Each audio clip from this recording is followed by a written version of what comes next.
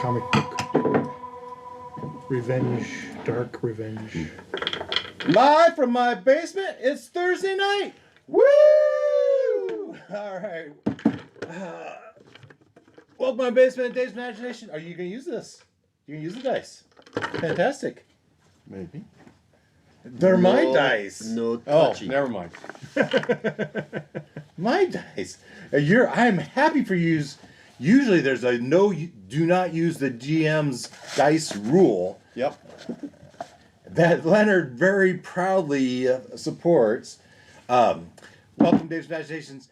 Dave's Imaginations presents the Ire of Mordroc. So this is a follow-on from our two-part funnel meat grinder of our adventure through the dragon's lair. Singe had captured Princess Daphne and taken her back to Mordroc's castle, enchanted castle. And the townspeople rose up and developed a posse, stormed the castle, saved the princess, slayed the dragon, but Mordroc got away. And so our adventurers, those from that, or loved ones of those, friends of those, because we had 6 survivors of the 24. Six times, was it 24 or 36? 24. 36, 4 times 6. Yeah, 4 players per character, 6 characters. And of the 24, we had 6 survive. 2 of the players lost all of them, and 2 of you had 2 left.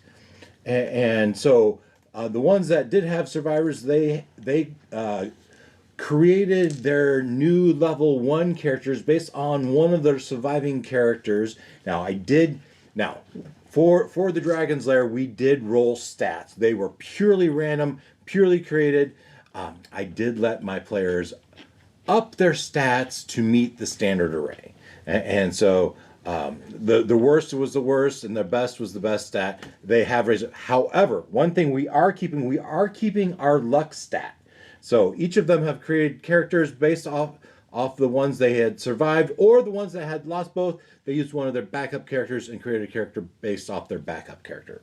Or at least they were supposed to. So they have done this, and now it's been a year. But before I go any further, I thought I would continue to use, or go ahead and use, my old intro for classics.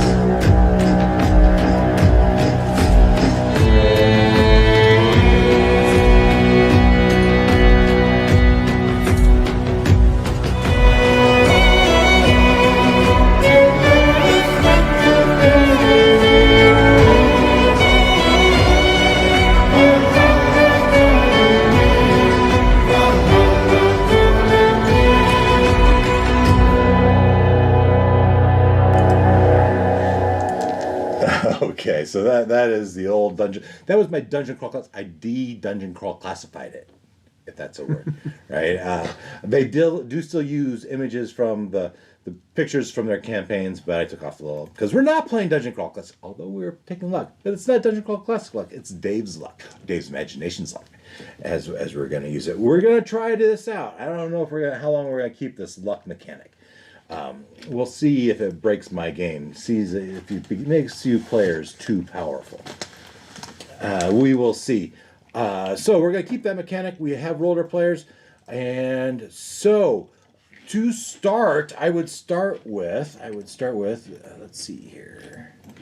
Right here. It has been a year since Singe's attack on the kingdom of Ethelred, and the heroic rescue of Princess Daphne from the evil sorcerer Mordroc's castle. The kingdom has mourned the loss of many villagers, the king and queen, and the heroes that were lost as the princess was rescued. A year has passed. The kingdom has been rebuilt. The battle scars are reminiscent to only those with a keen eye. The royal court has been reestablished. Now with Daphne, not as a princess, but now as queen of Ethelred. So, in the course of this year, this itch, this experience has lingered on you, and no longer have you been satisfied with the life that you are leading.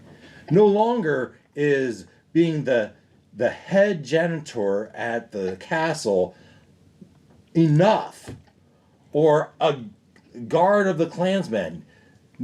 No, you've been promoted to royal status, but still, it's not enough. That call to adventure still burns in you, to the extent that you have developed yourself into more than you were.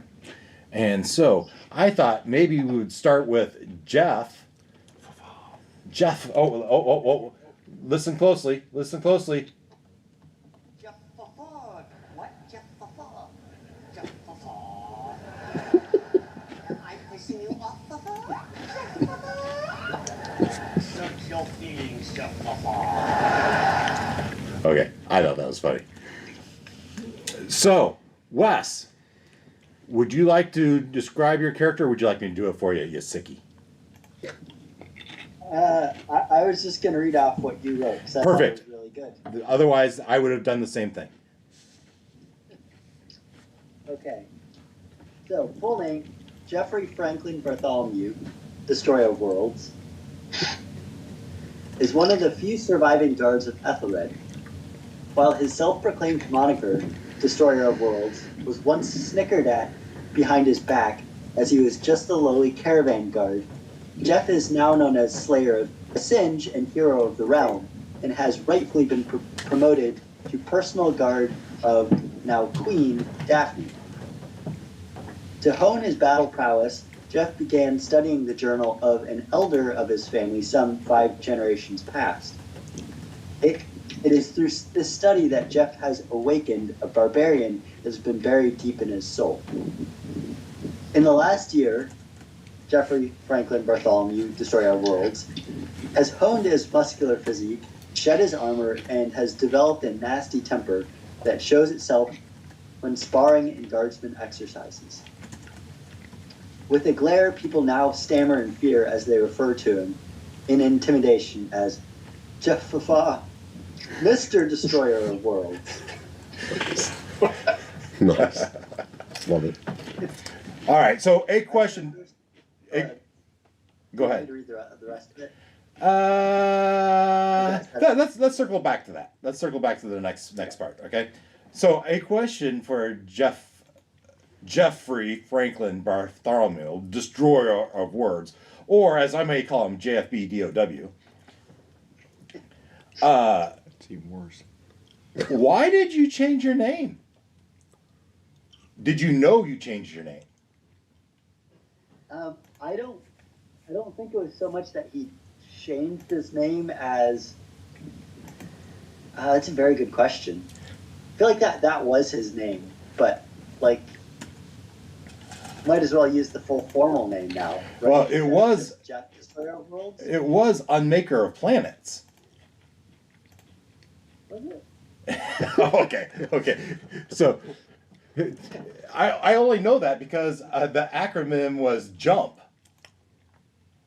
Oh, you're right. It was, wasn't it? It works either way, but I did do this last night in my diseased adult state. So. Yeah, exactly.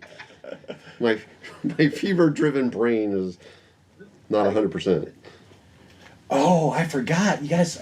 So if you would each, Ken, I would, before we go any further, I would like to raise a toast to our newlywed friend.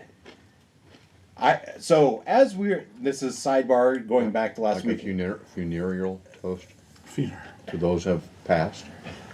So as we attended a wedding of one of our own last Sunday evening, and as we're sitting around waiting for dinner, we're waiting for the toast, and someone at the table, I don't know if it was you, Wes, or someone at the table says, "Dave, you should give a toast. Dave, they're going to ask you to do a toast."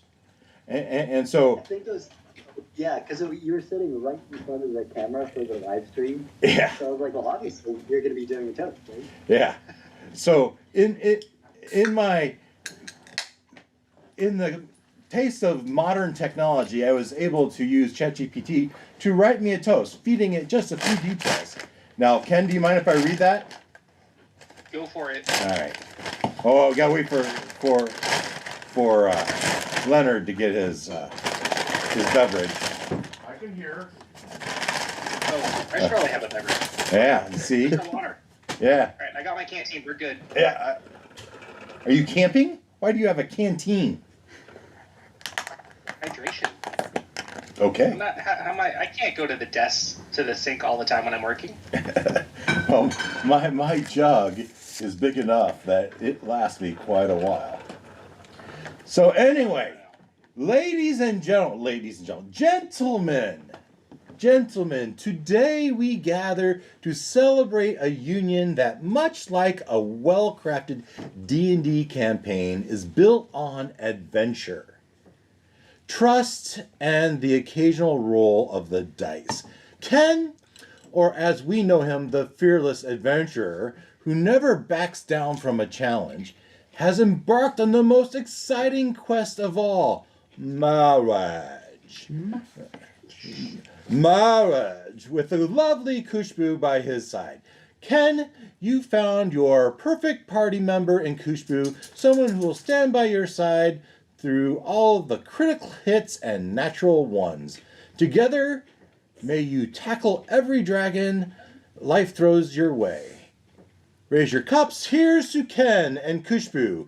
May your love story be the greatest campaign ever written.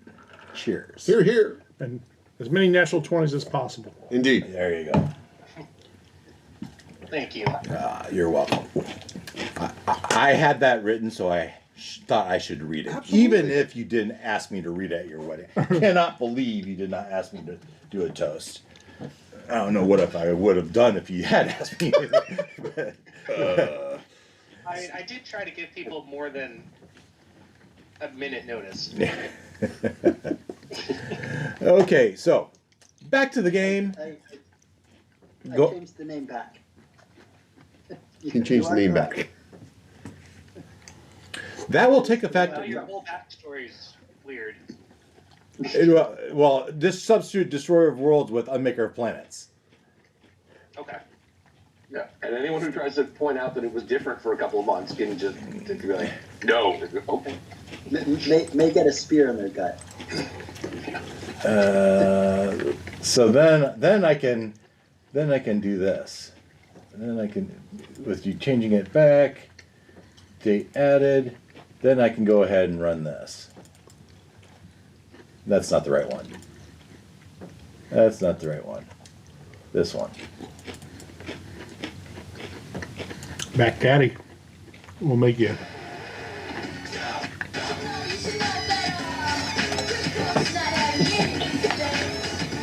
Seems kind of quiet.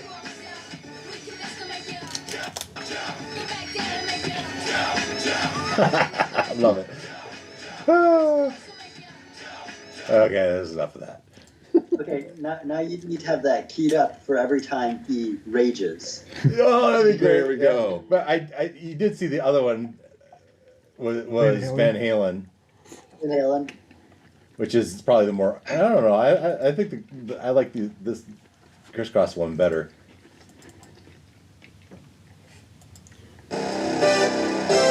That's pretty good though.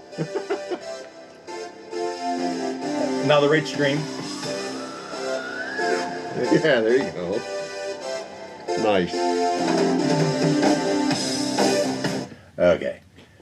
Enough Jeff Unmaker of Planet celebration. Just take that clip and put it into your little Oh yeah. Yeah. thing. And just, yeah. I'm more, Monetize your channel like that. I don't know if there's a rule if you keep it short enough or quiet enough. I can distort it just enough that it won't matter. I could also go find the medieval version of it Right. that won't be demonetizing. That would be hilarious. It's not as striking though. Okay, so that is the Mr. Unmaker of Planets, or that would be Mump. Yeah. Anyway, so yeah, I think we'll go ahead. So Jeffrey, go ahead and read your next little bit there. Wes. Okay. Yes. As her personal guard, Daphne has asked you to gather heroes and found a clandestine organization to act as the Ethelred Protectorate. All right. So, in the course of the last year, Daphne became queen. But with that, she is compelled to find a king. She's being compelled to marry. And by realm statute, by the statute of the greater country. I don't know. So we can jumping to Foundry. Albert game layout. Jumping to Foundry here. I have it, and I see Christian, Glenn, Ken. I do have the video streaming, so Wes, if you get in, cool. If not, you can see it through the Discord video. So this is a chunk of the Faerun map, and this section where I have it marked as "You Are Here," I've carved that special little part of Am out as a sub-kingdom of Ethelred. So basically, if you look at any formal thing, it's not going to be there. I added it. All right? And so I dropped the kingdom there, but Princess Daphne, or now Queen Daphne, by statute is compelled to marry, if not by true love, then by arrangement by the time she turns 21, which is a year's time. We have one year for her to find true love. Otherwise, she will be compelled to marry Prince Charming. Not Humperdinck. Prince Charming is the one I selected, and I've got an image for that. He's not very charming. Oh, he is charming, over the top charming. He is unctuous charming. Like Shrek 2 charming? Perhaps like Shrek 2 charming. I haven't rewatched that lately. Yeah. But let me get back to my folder, and I have a folder of Ire of Mordroc, and then I have Prince Charming. All right, to the extent you can see this. So, as a leading suitor, she is being over the top courted by Prince Charming, a completely lovely guy, but is absolutely over pursuing her. Flowers and poems and gifts. Mordroc. What's that? Kill him, it's Mordroc. Could be an Okay, Chris. interesting twist. Which was my favorite part of that whole thing, when Chris Gruel was sitting next to the young Alyssa saying, "Chop her head off, kill her. It's Mordroc. It's the bad guy. Kill her." I was dying laughing. Good stuff. What are we talking about? Last week. Last time we played, you were here, weren't you? You were here. Yeah. You played Chris's it. daughter. We had the right. guest players. Chris was the dad. Alyssa was the daughter. Okay. They have responded. She absolutely loved playing. Oh, good. Absolutely. Oh, I'd love to play again if you ever need a sub again. Okay. You never know. Maybe it'll happen. And anyway, so she's going to be compelled to marry Prince Charming. So Daphne, which is much easier on the eyes. Daphne, except for when I blow her up, I think she becomes pixelated. Prince Daphne is fallen into a rut. Is somewhat depressed. She is willing to do what she needs to do for the kingdom of Ethelred, but her heart belongs to somebody else. Half-elf. I don't think the half elf is even in the list because Yeah. her personal guard looks like this.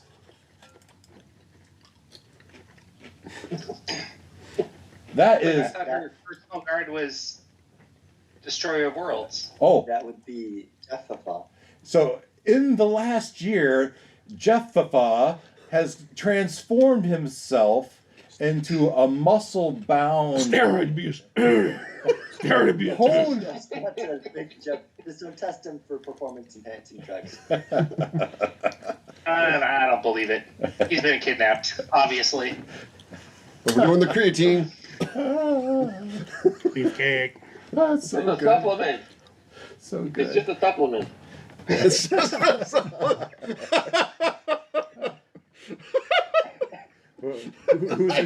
Who's the Chicago quarterback that? One of those quarterbacks, Harbaugh, wasn't it? Harbaugh got suspended for a couple games because he was taking something. He didn't know what was in it. All right, that's 20 years old probably. All right. Anyway, so yeah, Mr. Half Elf, I think you're down the list. But no, her true love But I'm on it. remains to be found. remains to be found. Her heart yearns for Dirk the Daring, who we may recall did go Abandoned her. pursue Daphne into the enchanted castle, but after a week, there was no sign. There was no trace. Even after you guys stormed the castle and you went through the rooms, you saw no sign other than the multiple death scenes, but you saw no sign of Dirk the Daring. He surely is dead. He could be dead, but without a body, there's still hope. Hope springs eternal. And so, with this, Daphne has asked her personal guard, Mr. Unmaker of Planets, to assemble a clandestine group of heroes to pursue Mordroc, bring him to justice, and along the way, if at all possible, find and save Dirk the Daring.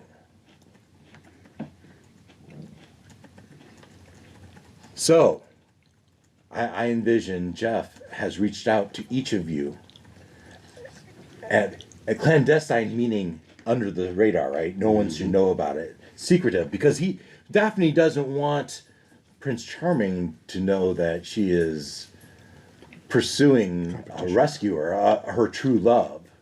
There could be consequences. And so he has gathered each of you to a secretive meeting. So, why don't we start with Leonard? You're sitting at this table, perhaps in a barn, an old wooden table. No, we'll call it a hay spool, right? One of 6 chairs, maybe 2 chairs for the Unmaker of Planets. One for each butt cheek. Maybe a cloak. Gotta Yeah. be cold. So I that is something I thought we'll get to Glenn's character in a minute, but let's bring up Charles,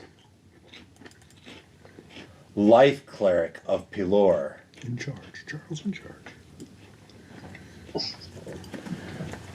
Does Charles also play Santa Claus at a pet shelter? That's a secret. Chuck. So Chuck the cleric. Leonard, Chop and chuck. what can you tell us? How has Charles spent his last year? Getting enlightenment. He is converted. Pelor. Pelor is your god. Pelor. Pelor. Pelor. Okay. Hello. I have given myself over to Pelor, and I seek the light. No, I seek life.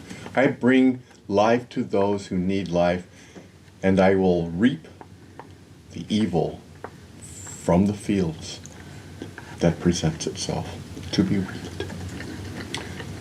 Hence the scythe. Well, the scythe that we may all recall that you claimed as you killed the specter that was in Dragon's Lair, right? The same scythe you hold as your weapon. Oh, whoops. Oh, yes, it's okay. The same scythe you collected, you have now at your side. Your holy attire. The Temple of Pelor and Ethelred has never had cleaner chamber pots. As we may all recall, he was the gong farmer of Ethelred. You are also skilled in pottery. And so here you wear this chest plate embossed with the symbol of Pelor. Yeah, my armor class is only 14. Yeah, well, so your armor class is 14 plus your dexterity modifier. It's okay. You still had a high constitution too, I believe. Well, you're first level, so everyone's health is dismal, right? You've just spent the last year converting yourself from a commoner to a would-be adventurer. Next online, I would go to random task. Right.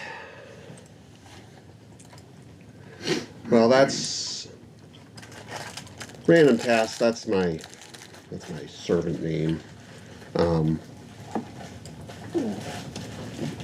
My name is Reginald Thundernote of the Thundernote Trio. Certainly you've heard of me. It'd be embarrassing for you if you hadn't. And It's got to be a bard. indeed. And so I've been... Oh.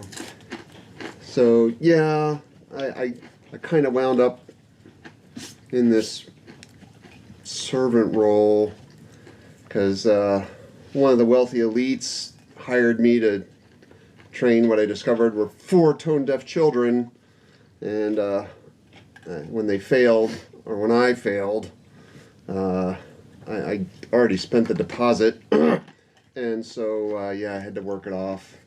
I'm usually not about contracts, but this seemed like a pretty good deal. I mean, these people were well-to-do. It seemed worth doing.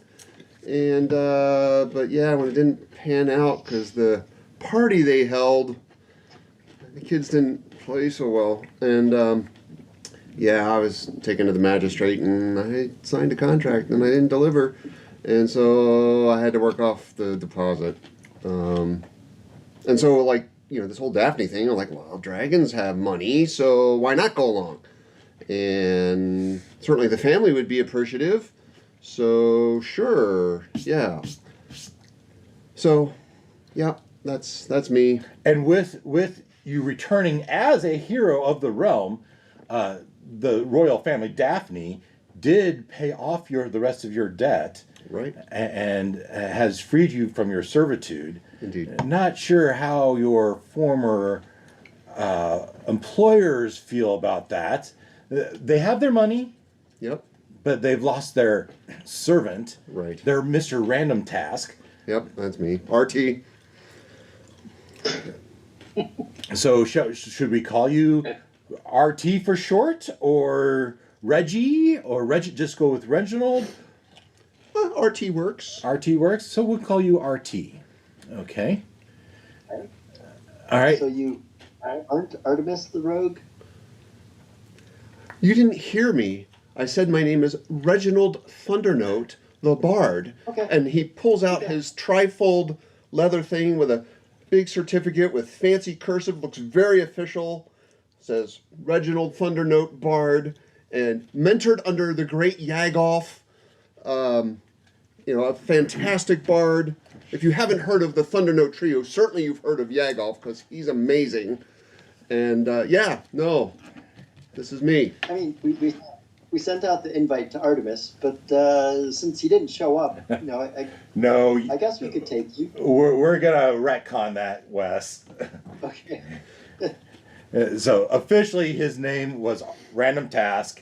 He's come clean and said his name is Reginald Thundernote, and so Mr.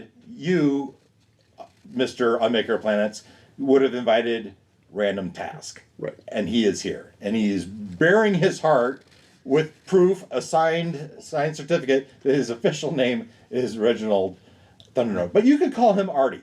That's right. Maybe he is a rogue. So anyway, Is that a flagon of wine or a Molotov cocktail? That's a tincture, a potion. I dabble in that space as well. Not beyond. Again, I learned a lot. Random Task, you do a lot of things. I served in the kitchen. I've served in the fields, and so I've learned how to make some helpful tinctures from time to time. That's a way to supplement my income between gigs. Salves, yeah, all that stuff. Yeah. Well, that could come in handy. yeah. All right, let's move on to Glenn, your character. She sits at the table. Now, I didn't check with you, I haven't heard from you. I have updated the image to Belinda the Butcher here. To this. Yeah. So, yeah. No. No? Okay. We will fix that. Maybe that's what you look like as a teenager, but no, that's not how I was picturing her at all. Okay. What I did for each of you, the ones that gave us an image, I plugged it into ChatGPT and I said, give me a description of this image. Then I used that description and said, give me an image of that description. And this is what I came up with. It's a pretty image. That was my part of my complaint that we had a few campaigns ago, is that you can't get these AIs to give you an image other than like a super attractive model. Well, you have to describe it as not a super attractive model. But you're right. You're right. So, Glenn, if you give me a better description of her, I will gladly get you a new image. Yeah. So so she was the butcher in town. So she is a broad, barrel-shaped woman. And so in the intervening year, obviously she was very strong from working as a butcher. So she learned some fighting skills, how to use that strength, and obviously, being a butcher, she knew how to be precise. And so she still has her cleaver as her weapon, and she has honed those skills, and so now she's a first level monk. Nice. Very good. And I didn't write a flowery backstory like you guys. That's okay. That's okay. And that was Belinda. Why is she not in my list here? Okay. Then we've already done Jeff. So, Noel, your character is sitting at this table in the barn by candlelight. Lantern, probably. Yeah. He sees there's some sort of... He's sitting at the table taking sign up. Well, somewhat. He has invited you here. So I've been invited. You've been invited here, and you're discussing joining this Ethelred expectorate. That's not right. Protector. Expedition. Protectorate, and he has shared that this story about the Queen and wanting to go after Mordroc, Yeah. and he thought you would be interested. He thought right. He was speaking to Eldrin, who was born an elven half-elf, and his sister Estriath, who you may have remembered, died valiantly in battle with Singe, was his full elf-born sister, as they grew up, they had a tight bond and they were very close. Eldrin left to go become a mercenary and went westward to find his fortune. And he found out several weeks ago that Estrith had died. And so now he has returned to seek revenge for her death against Mordroc. He can't take his vengeance out on Singe, who's been killed, but he will surely get his vengeance in this life or the next Nice on reference. Mordroc. Yeah, I think that's a good... In the past year, you've trained as a... Yeah, so he went away to learn mercenary trade. He was mentored several weeks before he learned. He's been out on jobs out on the Sword Coast, and now I don't know how far. You've learned the ways of a fighter. Right, so Right. basically, yeah, he's a fighter with a real grudge. All right, fantastic, fantastic. And not last but not least... What's his name, Noel? Eldren, Eldren. Oh, I have a picture of him. I have his picture. Eldrin. And Leonard, what's your guy's That is name? not it. Chuck. That's your AI version. That is not it. Eldrin. Original? You have it down there, Original. two yeah. down. Yeah, there it is. There he is. There's Eldrin. With his glaive. Halberd. Halberd. All right, Halberd. All He right. also carries a sword and a shield. All right. All right. So last but not least, all right, is Bertrand. All right. Well, Bertrand has had a bit of a name update. It Oh. may go back because I'm not sure. Bay is his current name. Spell it. B-A-I. B-A-I. B-A-I. Okay. He meant to go on the rescue mission, but to settle his nerves the night before, he got blackout drunk and ended up missing the entire thing. Truth be told, and he can't even admit it to himself, even if it's obvious to everyone else, he has a bit of a drinking problem. After the adventure was complete and he woke up, he's been feeling extremely guilty that most of his friends died. You may recall the 4 Bs. Bob, Buzz, Brandon, and whatever the other one's name was. Bill? Bill, thank you. Yep. They were all tight. So he's continued to drink to wash away his feelings. Recently, he's felt like he has a chance of redemption if he actually just shows up when the need is called. Or when he's called to action. If he can actually pull himself together.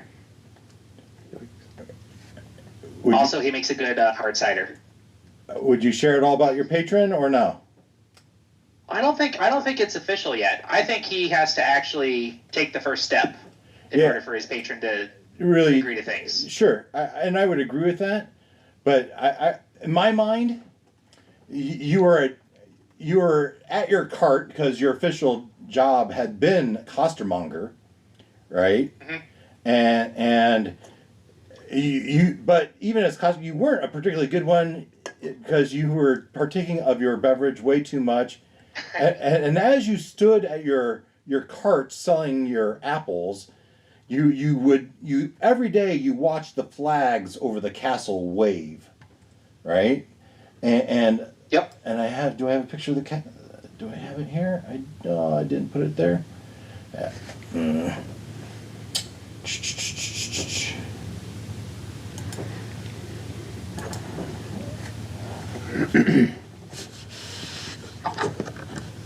Here it is. So you were watching this flag wave, the many flags of the castle, and it was like the creature at the center of it spoke to you.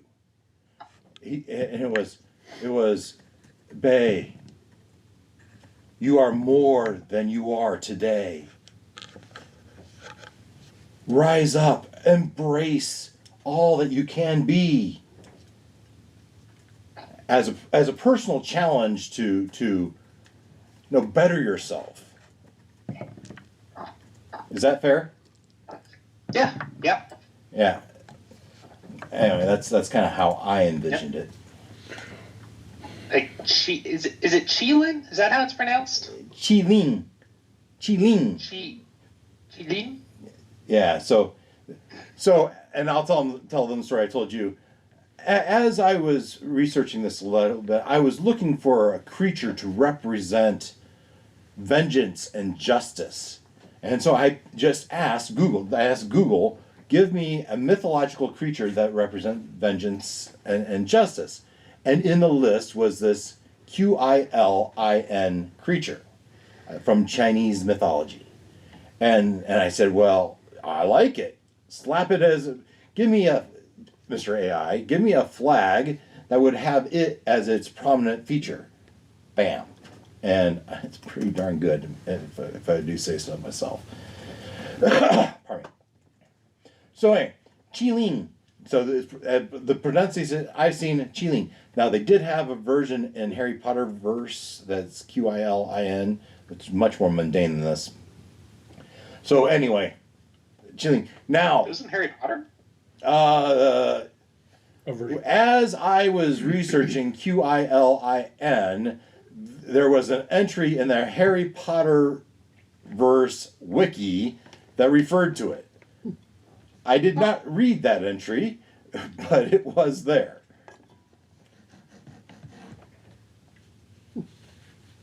Anyway, so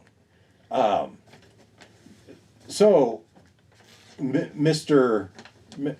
Bay or Merchant Berdorhan, I don't know what Bay. What skills do you bring to this organization? Well, I am excellent with a brewer's kit. And my patron to be has described some epic things.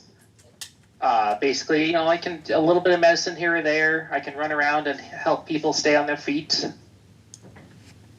And then I can also push people. So can I. So, Mr. Unmaker of Planets, how do you feel about that? Well, we need someone to keep the spirits up, and as long as he's not drinking too much of his own brew. Okay. Very good. So you've all agreed to join the Ethelred Protectorate. And now, there's not much to go on. The only there's a couple things you have. Your knowledge of Mordroc and this gem. This gem that Mary, the butcher of Belkyre, if I got that right, where's the gem? Mary's gem. We have this gem. Stolen from the vault of Mordroc's enchanted castle. You know that Mordroc was of the arcane sorts, a wizard or sorcerer of such. You know that much. You know that from the library that Mordroc has a sister, Mordred. But he also has a brother. Thank you. What was that, Ken? Oh, sorry, I meant to mute myself before I said that. And he has a brother that is Tam O'Shanter.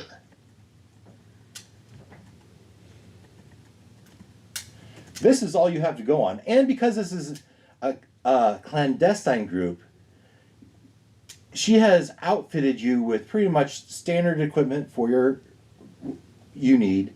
Nothing too outlandish, but the equipment that you might need. But not much more. She would say, those are the clues you have. The knowledge of Mordroc and his family. and this gem. The rest is up to you. She doesn't have any more to give you. From there, you need to figure out where Mordroc is. Now, she would tell you that a neighboring town of Adernum, 2 days travel,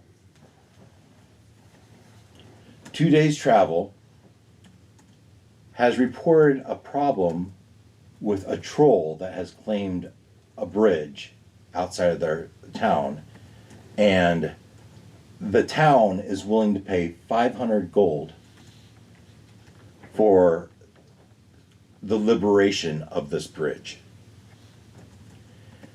It would be a good first exercise of your prowess as a new group. Plus, it would give you some extra coin in your pocket as you continue down your travels. I'd make her world just throw out his pecs there and should fall right over dead. He just did one of those rock pumps with, right? Yeah. Pump, pump, pump, pump, pump. That should be all it takes. The troll should just fall over dead.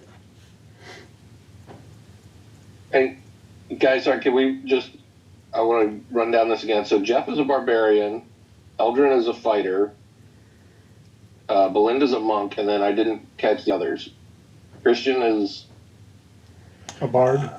Reginald. Reginald, right. Bard. Okay. Okay. Yeah. And Chuck is Cleric. Life cleric. okay. Are you missing anyone? And by Warlock. He's pursuing the warlock arts. Well, yeah, I'm pursuing the monk arts. It doesn't mean I know how to do it. Exactly. I don't Really, think I got the anything Warlock special arts out are of it. pursuing him. Yeah. So, now the conversation can start amongst you guys.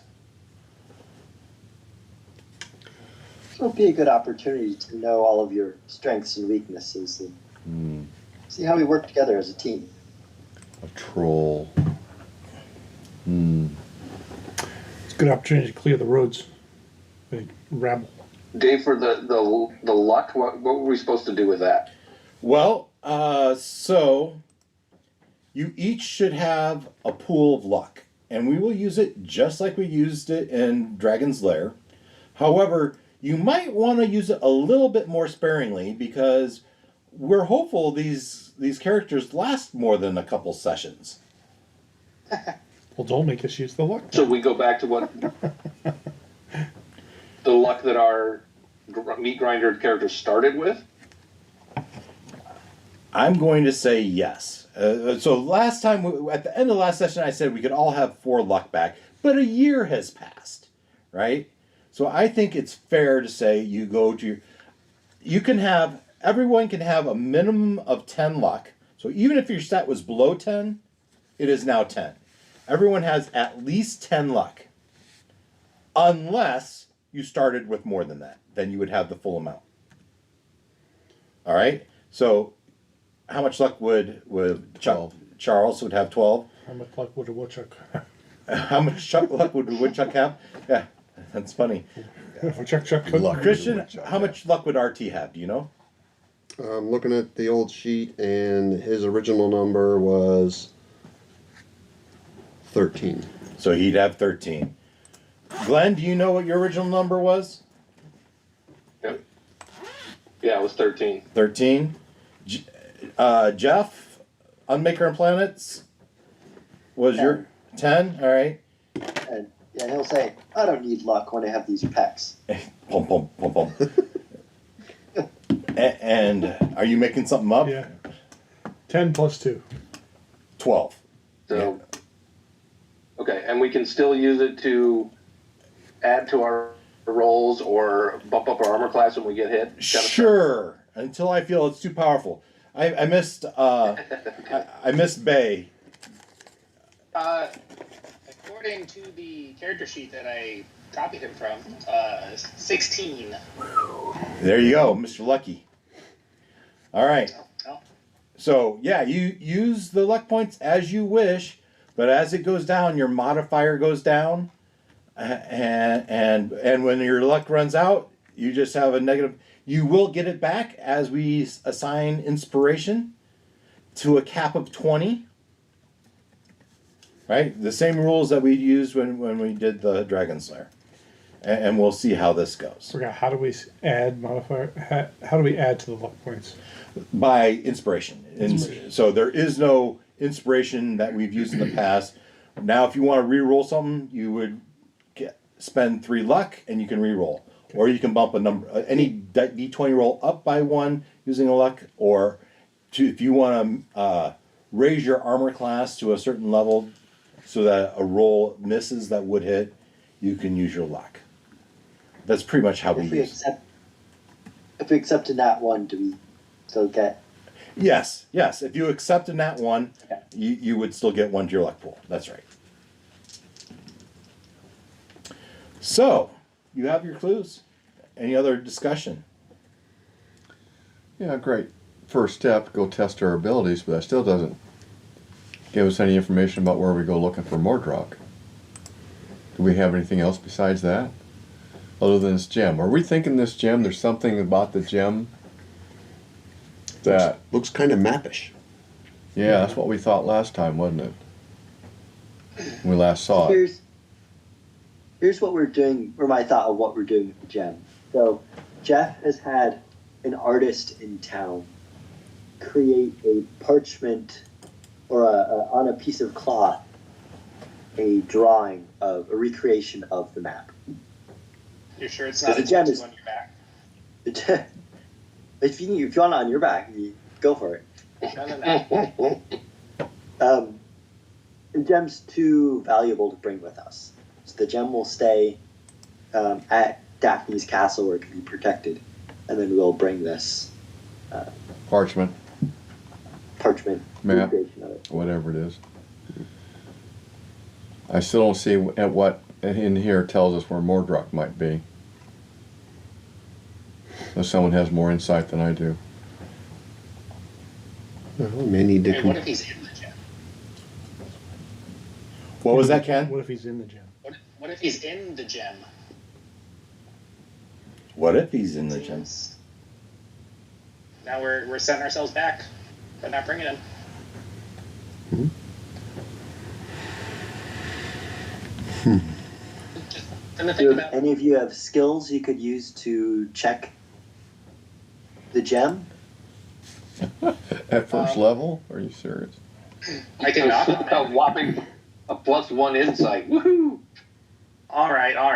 I'll use my newfound abilities to look at it, and I'll not investigate, arcana it up, or investigate it, whichever is actually applicable.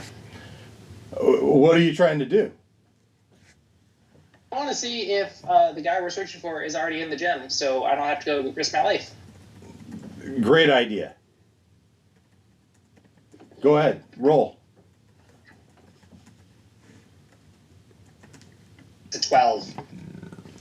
Yeah, I mean, you hold the gem up to your eye, and you look into the gem, and it's almost like one of those puzzles where you go cross-eyed, right? And you think you see an image, but really it's just the swirling interior of the gem. Images seem to appear to you, but there's nothing that seems to resemble Dirk the Daring or Mordroc the wizard, sorcerer, but predominant is just the surface image.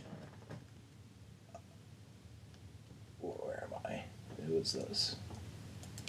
The surface image of this pattern that you see. That slightly resembles an island, some sort of landmass, or a dead chicken. But Are there any lakes Alright, but nothing around with like an island in the middle of links them that we know of? Can we all examine it before we store it? you're all going to get that same type of description. With your first levelness, there's not much more you can glean with that. If you had some magical ability, maybe you'd be able to. If this were a map, what and you wanted the map recognized, what might you do? Take it to the local cartographer. Well, in Ethelred, there is no local cartographer. Let me guess. There is an interim. Wizard. Interim. Glenn, say that again. Glenn? I said take it to a cartographer or a wise old wizard. Both great ideas. You know one? And where's the nearest biggest city? Library. Well, you know so what is the most renowned library in all of Faerun? Anyone know? Waterdeep? Nope. Neverwinter? Candlekeep. We said library. I can see Candlekeep up there. Candlekeep is the right answer. Candlekeep is in D&D lore the end all of all libraries. But that doesn't Finding mean wizards there. you're going to find a wizard there or one that's willing to help you. It doesn't mean you're going to find a cartographer there that's willing to help you. That might be somewhere else.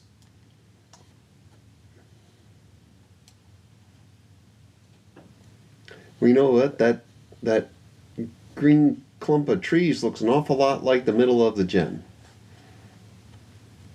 The Woods of Sharp Teeth. I mean, we did battle a dragon, and he was hanging out with dragon. Could be. Maybe he was kidnapped by a dragon. Yeah. What's that up by Eltergard? Is that a lake?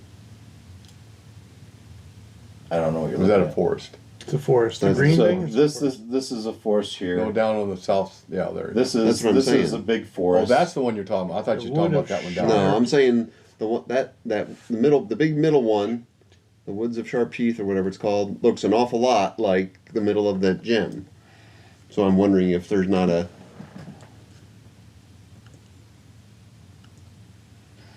It's got Rotate it 90 degrees, maybe? yeah, right. Which one? You're looking at these ones? No, the one's upper left, upper middle left. Oh, sharp teeth. Yeah. Yeah, sharp teeth. Sharp teeth. Nice. Do you see my pointer, by the way? Yes. Yeah. We see. Yeah, it's spinning around. Okay. Yeah. Okay. If you press and hold, sometimes there you go. There you go. Okay. Yeah. Okay. I like the name. So above the And table, it's on our guys. way to go to Whatchamacallit. Lots of amazing people. On the way, you'd meet lots of amazing people. So says the owl. device. interrupting. Well, killing the troll or taking care of the troll problem will be on the direction we want to go. If that's where we want to go. To that, If we want to go to the Wood of Sharp Teeth, it's on the way. yes. Okay, turn them. That's all. But, That's yeah. all he's saying. And what other adventures we might find on the way? Sure. There's really not a road that goes there. Sure. The road you blaze. Did you say it was it Candlekeep you said has a. Has the best library. Has the best library. Okay. And that's over Where's there. that at? It's on the anywhere. coast near the Sharp Teeth. Over Oh, here. it is? Yeah, it's on the coast there. Right here is Candlekeep. So we gotta go that way anyway. Yeah. Maybe. Excellent. And if you want a cartographer or a wizard service, any town might have that service. It's going to take money. Candlekeep will have all of that. Candlekeep will not have that. They won't have a cartographer. They won't have wizards. Correct. They have a library. They have librarians. People go there to study, yes, but wizards don't live there. Okay, you're the DM. That's how I understand it. Candlekeep is a huge place. It is a huge place. So in my research, we'll double check that. My understanding is it is a library, right? If you want a wizard service or the best selection of cartographers, your best opportunity would be to go all the way to Baldur's Gate. And all the cartographers went out of business when the Google magic put it in everybody's hands anyway. Nice. The magic stones with The world is so cruel, Glenn. LCD displays. All right, well, let's meet back up in an hour and we'll head out. So I imagine it's already dark, right? Well, It's tomorrow. Leave So in the morning. leave in the morning. Let's go take care of that troll. Indeed. On our way to greatness. That's the spirit.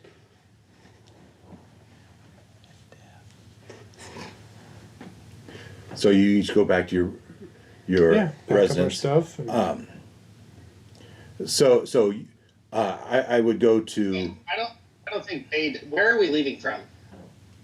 Do we have a meeting spot? Ethelred, we're Probably leaving the gate. from the gate. Probably like That's the all town we gate. place. Okay, that is where Bay is going to go and sleep Nice. and probably drink because he doesn't want to pass out again. And he'll have he'll have a whole sack full of apples. Yep. Is that what he's going to have a sack full of? Well, and a nice water sack. What do they call Wineskin. it? Wineskin. A nice wineskin of hard cider, I'm sure.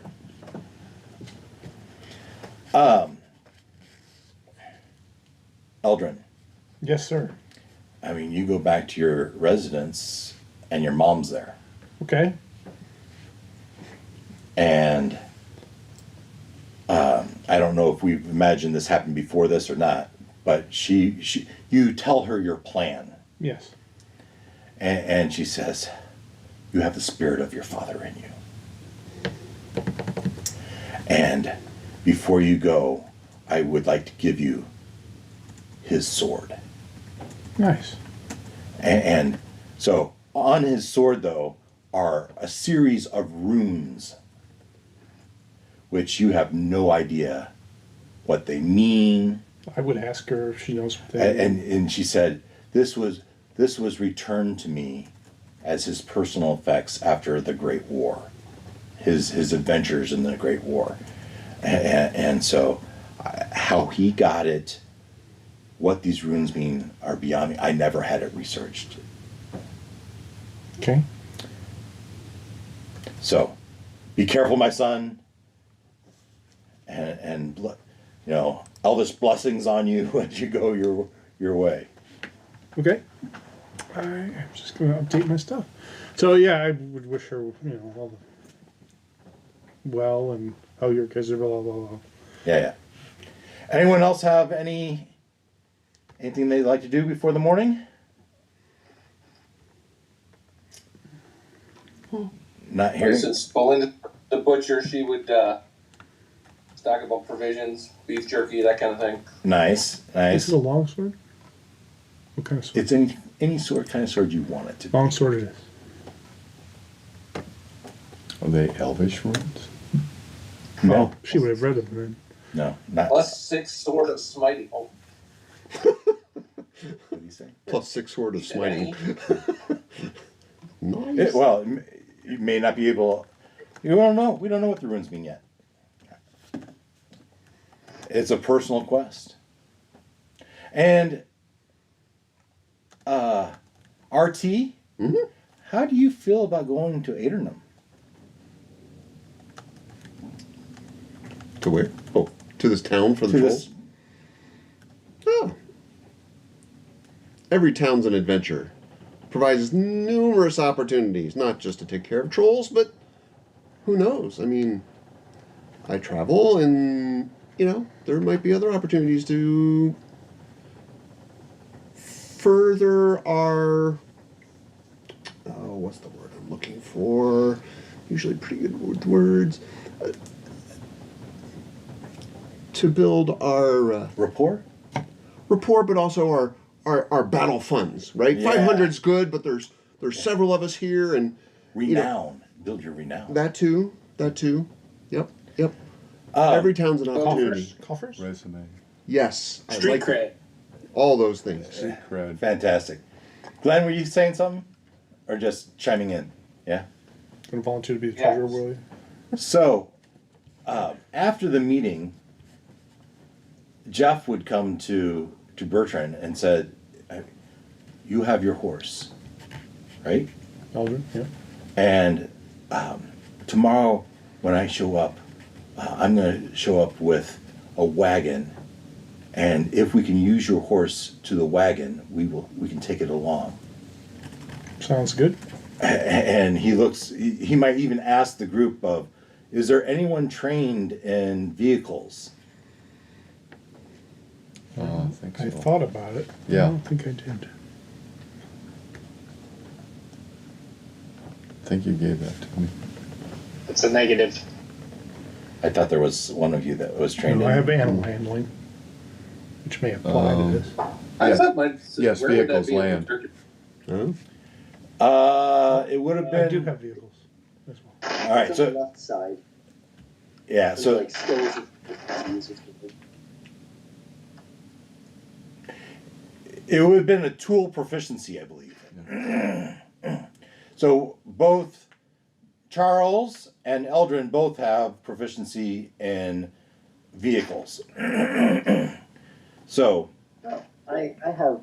And Yeah, I have vehicle. Linda does too. So we're not short of wagon drivers. That's great. It seems like my last adventure I didn't have any. I don't remember which one. Pardon me. So in the morning at the edge of the town, Jeff and Eldrin show up with a wagon with two horses hooked up. I know we can make it anything you want, guys. Do you want it to be a covered wagon? Do you want to have just the sides open air? Covered is always better. Covered wagon.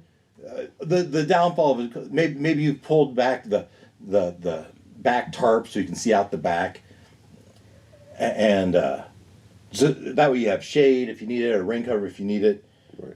and you have feed for the horses at least for a few days, and off you go to Adernum. Still by horse, it still takes you 2 days to get to Adernum. And as you are on the way to Adernum, you're on the road, and you've heard this, the town is willing to pay. I just changed documents, so I'm kind of reading now. You've heard that they're willing to pay handsomely for the liberation of a bridge that has fallen into the control of a troll, they say, but do they know what a troll is? What's the difference between a troll, an ogre, and a giant? Do I know what a troll is? Yeah. A large, beastly humanoid. They're calling it a troll. You are traveling to Adernum to meet with its mayor, Ilara Wren, to learn more details and hope to secure the job.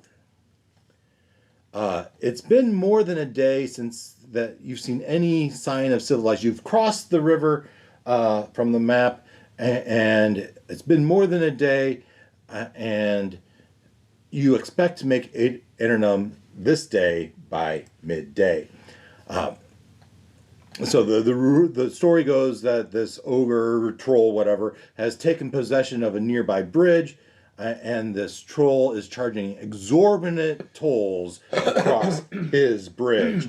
And this is having a devastating effect on the Adernum's local economy. And Ilar Wren, on behalf of the people of Adernum, is offering 500 gold pieces to the party responsible for liberating the bridge from the ogre's control. Now, as you approach Adernum, not more than a few miles before you would expect to get to Adernum, you approach a turn in the road, and it's at this road's bend you find a halfling standing atop of an overturned cart. The halfling is swinging a long stick at goblins that are attacking him. Where is my image? Almost feel like they've done this before. It's here. You've done this before? Killing goblins, pretty common. No.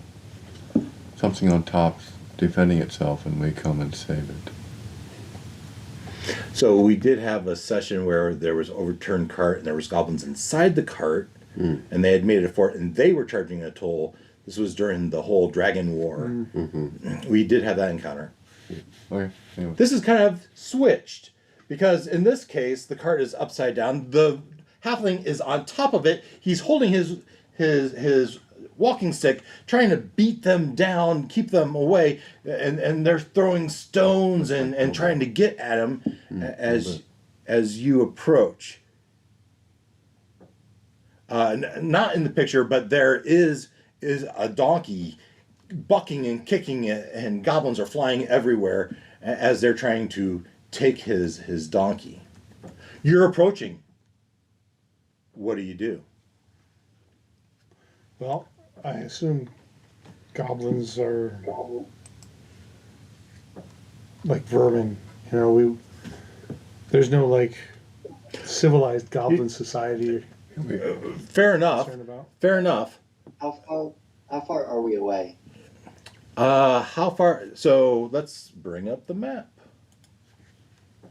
Bring up the map. Bring up the map. Activate. Bring up the map. Now, in this map, I don't have you in a carriage, in a wagon, but you are this close, and so I don't know if I can even read. Oh yeah, it looks like you're just over 100 feet from the closest goblin. Because I'm thinking Jeff would tell everybody, wait here, I'll take care of this. And he would run at them, screaming and yelling, trying to intimidate them and make them run off. All right, so you stop the horse, right? Stop the wagon, and you jump off. You say, "Everyone, wait here." Okay, I think it's time to roll initiative. He's not very smart, is he? Our fearless leader. When we're within 60 foot, I'll Well- cast Toll of the Dead. Let's roll initiative. It's not unintelligent, it's just unwise. Oh, yeah. Who am I missing? Jeffrey guy's not very smart. Jeff the Furry.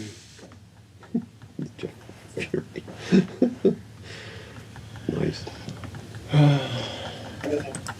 Hate to waste a guiding bolt on him. All right, RT 11. 11. Eldrin 11. 11. Dexterity of +2. You guys tell me who goes first. I don't care. 11. You three. Dexterity is +2 also. +3 strength. No, that's you. My dexterity is Figure it out, guys. Who wants to go first? All right. He's going. He's going first. Is that okay with you, Charles? second, third. Second, third. All right. We're going to make RT, our Eldrin, you are now 12. RT, you are 11. And Charles, you are now 10. All right. Bertrand, or Bay, excuse me. 12. We're going to make you 13. All right. Everybody roll 12? So far. Jeff, Okay. let me get, Unmaker of Worlds. Jump. That's an 8. you had an 8. Yes. And Belinda. Glenn. You're on mute. He's on mute. Glenn. Busy. Did we lose you, Glenn?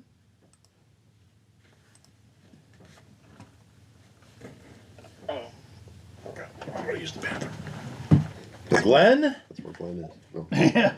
you are now. He rolled a 7. That's great because that is what I just put down for him. All right. And sort. Largest, smallest. Of course. It thinks I have a header line. It should tell me when it's going to do that. All right. Bay. That big old 12 gets me to go first. Yes, I put you first, Bay. All right. But I will describe that. And I need to get his acronym because I liked it best. It was JFB. I like using that best. JFB. UMP. And asked if I wanted to change my middle name to Ronald instead of Franklin. Because I don't know if you remember her at the wedding. Ken's middle name is actually Franklin, not Ronald. You know, the only thing I remember is how he reacted when he first met Kushbu. I was rolling, according to his sister. Do you remember that, Ken? What she said? I have to remember the specifics. Oh, that she would take Kushbu if we ever broke up? No, that's not remember.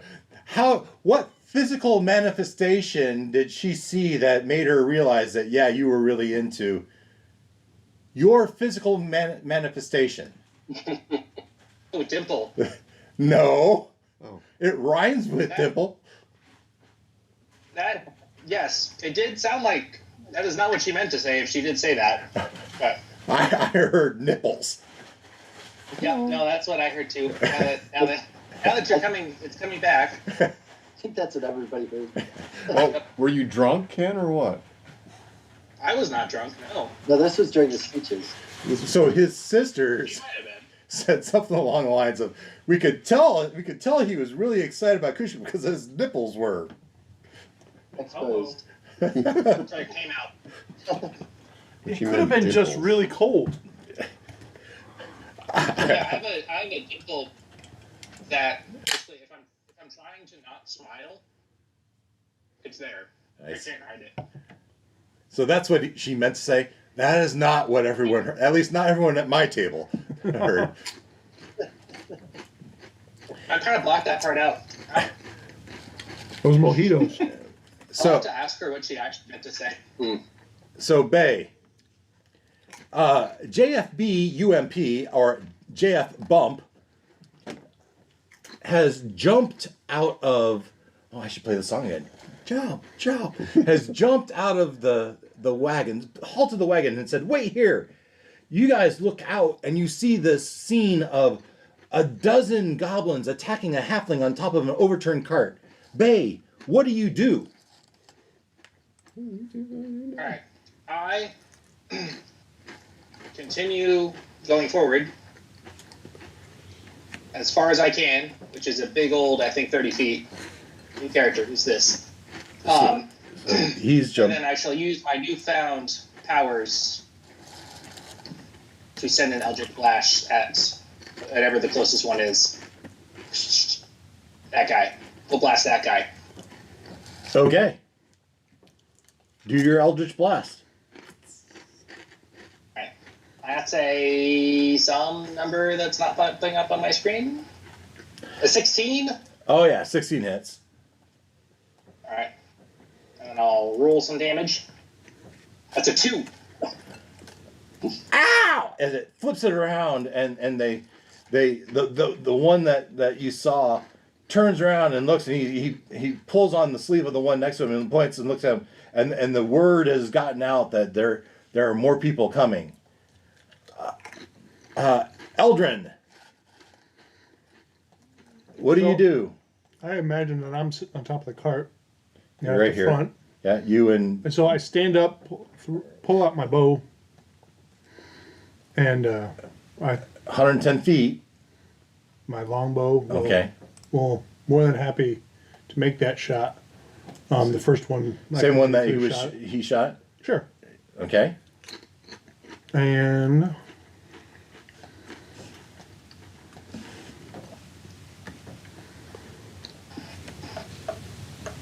okay, I rolled the wrong thing.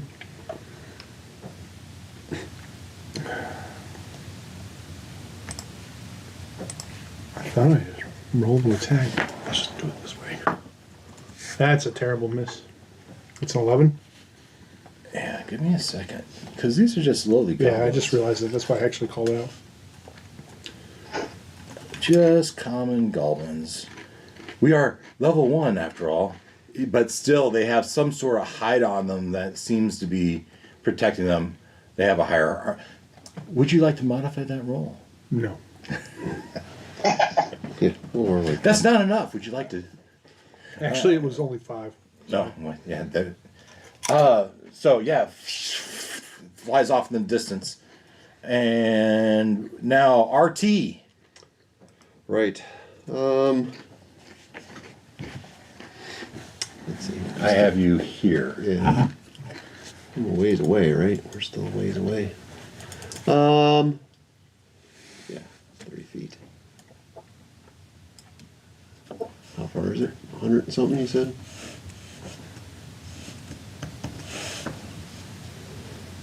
Yeah, 110 is what I measured. Okay. RT will move and dash and go 60 feet towards All right. the conflagration.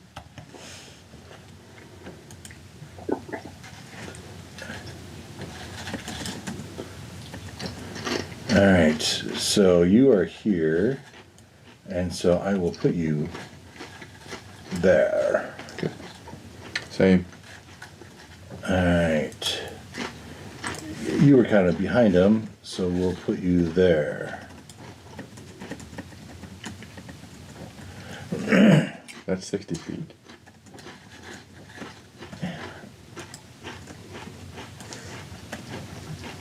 That's 30 feet. We will put you there, and we'll put... You dashed, right, Yeah. RT? Yes, I did. Both of them. All right. So let's move you up a little more. Up to here. But still, he was ahead of you. At least a little bit. All right. That was Charles. Jeff, they didn't listen to you, man.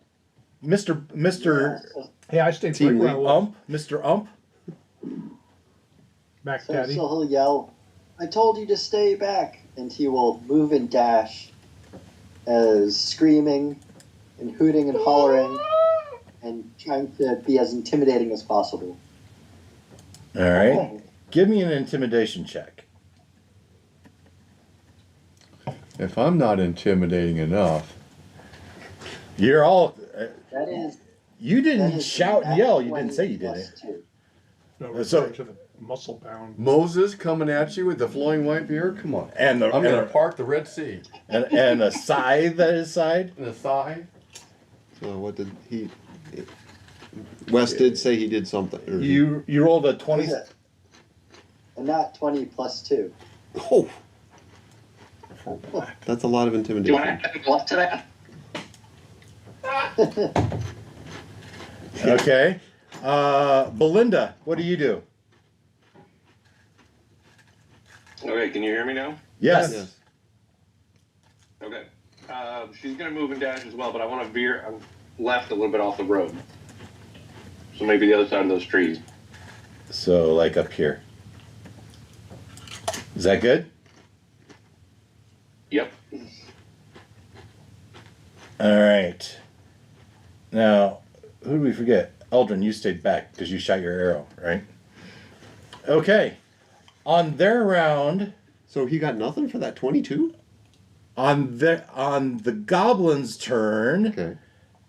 the closest ones start moving away.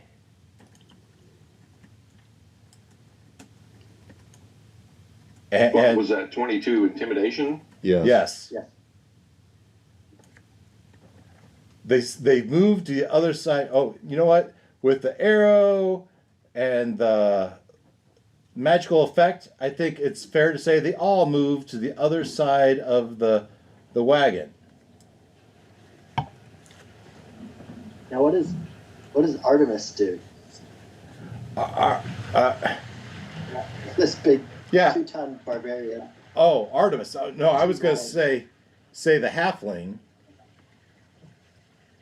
Well, him too. Well, it's not Artemis. It's not RT's turn to do another turn yet. Right. Right. Our halfling is still swinging away and trying to keep him off the top of his cart. And he said, "Hurry! They're gonna kill me!" And we're back to Bay. Okay, well, I'll just continue to casually stroll up. We'll go Casually? 30 feet this way. Because I think that'll get me in line of sight to the others. Ish. Assuming this bush is small. Sure. And then I'll go fancy. I shall use my newfound magical abilities and cast Hex on that guy with my bonus action. Ooh. Okay. On who? On the halfling? Or? No, Hex on. No, on that goblin. And okay, hold on, let me read what Hex does. I'm pretty sure he gets disadvantage on something. Yeah. Target has disadvantage on ability checks made with the chosen ability. Okay, so I will choose the ability of Strength. Okay. So it's ability checks, not like saving throws. Or attacks. Or attacks, yes. Alright, and then with my action, I shall cast another Eldritch Blast.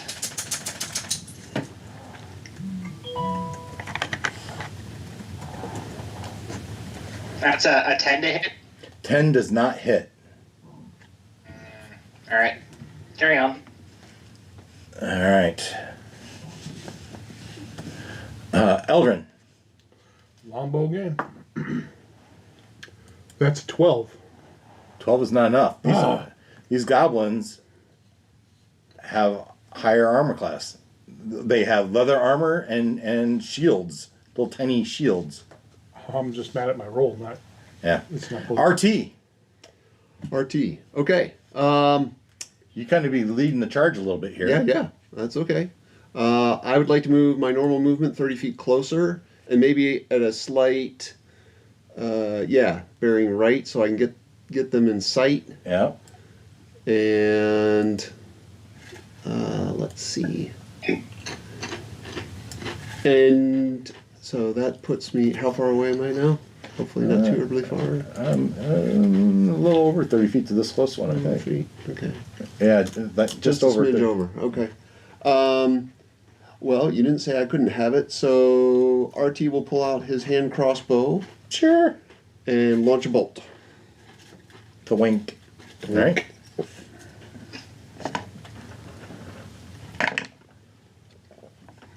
Wow. And let's see, that's, bear with me here. I'm going to retcon a little bit. These are lowly If you accept that, it's goblins. just at 1 point. Their armor class they don't have shields. They don't have armor. They're wearing rags. Their armor class is 10. So those hits that miss probably hit, and there's probably one or two of them that are dead now. But we still have this one. Go ahead. Well, this whole move and load, it didn't work. In that one, I'll collect my luck point. You know, the bards aren't that smart, right? They're not that. We're not strong either. Not strong, and they're lovers, not fighters. That's right. It's all about the words. Words over weapons. So I will collect my luck point, and my bolt will sail wide. There you go. Collect your luck point. Yeah. Charles? I'm going the other direction, 30 feet. Yeah. Trying to get within 60 feet of the enemy. So that way we bracket them so that they can't just run away or get the wagon between us. 30 feet. I'm gonna put more towards them. Yeah. Not too far off the road. Yeah, like in there. Right here. Yeah. And I can see that one on the you can on see the far corner. easily. Yeah, right there. I'm gonna cast Toll of the Dead. He has to fail a wisdom throw. Hoping they're not very wise. Doubt it. Yeah. Yeah, had to make an 11. So he gets a 1d8. Which is 3. Yeah. Right in his shoulder. Ah! And he spins around and he's starting to limp away. That was Charles. JFB UMP. Jeff Bump. That's Wes. Okay, so how far does the moving dash take me? 60 feet usually. Okay, where's that? Oh, sure. I'm not in the. 60 feet. You could be you're within 10 feet of this one to the top that was just hit with an arrow. Okay, I will go right there. Yeah. Give me another. I assume you're screaming battle charge again. So give me another intimidation. 13. Yeah. Maybe it's a little bit of the breathing you have to do with running, 100 feet, but it's lost some of its intensity. But these goblins are freaked out. Belinda? Yeah, so I'm moving dash, and I'll be kind of coming up in the barbarian's wake. I'm going to let him get there first. Yep. Yep. I'm just going to move you up there. Boom, boom. There, in there. All right. The goblins, seeing this, they start to retreat. All right. And as they're retreating, the halfling says, "Oh, thank God you've come. Must be my lucky day. Good riddance to you, little shit-talky goblins." And he spits out, "Tuh! Tuh, tuh, tuh." So the goblins are retreating.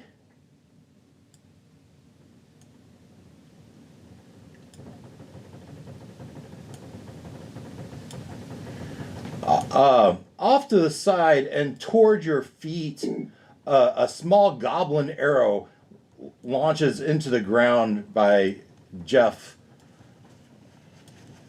As you see that the goblins lower their arrows and they also start to retreat. They're just kind of to cover the retreat a little bit. All right, Bay, what would you like to do? I'll continue to stroll up. Go my 30 feet. And then I'll shoot another Eldritch Blast at the one I have marked. Yeah. And that is an 8, I think. Yeah. Even with the lower arm class, that's going to miss. Unless it's modified at all. No, that's it. All right. Eldrin? I'll sit back down in the seat and I will move the cart up to that bunch of trees. Advance the wagon. Yeah. Good. And RT? Yeah. Let's see. Where am I now? I'm over there. Okay. I'll move my normal movement towards the cart, towards the half. Just straight toward it? Yeah. So I might have some cover if necessary. All right. Any action or bonus action? Let's see. Yeah, I mean, you could dash right up to the cart. Right. Let's see here. You probably still see one of the goblins you want to swing at him Well, or shoot at him. Yeah. Shoot. with your My bow, powerful hand crossbow. Yeah. hand crossbow. Woo woo. You know what? Sure, why not? I'll take one more shot just to keep them on the run. Yep. Make sure that they know what they're dealing with. Not that one though. That's neat. Go here. That's not a whole lot better. Let's go over here. Another one going to jail. Could very well. Oh, I forgot to add. Okay. Still not enough. Yeah. Forgot to add last time. Okay. Oh, I'm saying armor class 10. Yeah, it was only a 7. All right. Luck points. We save them for bigger batters. There are at least 2 dead goblins, right? We've taken out a couple of them. That was RT. Charles. Yeah, I'm going to move 30 feet straight at the goblins. Sure. The ones over to the left were shooting arrows, weren't they? These over here were shooting arrows. I'm probably still in range of them. They seem to be retreating. I want to make sure they keep retreating. I'm going to cast Toll of the Dead on the nearest arrow one up there. This is -1. Yeah, so wisdom saving The throw. closest gobslinger. Wow. What do you roll? What indeed? So I've added a module to Foundry. This number right here. This is frames per second. 60 is good. I'm at 5. My Foundry's always been awful, right? And it's partially because I've got OBS going and I have All the stuff. Discord and everything going. Anyway, so you hit it.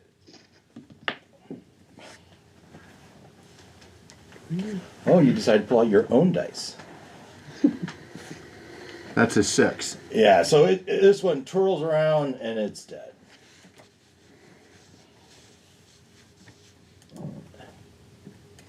All right.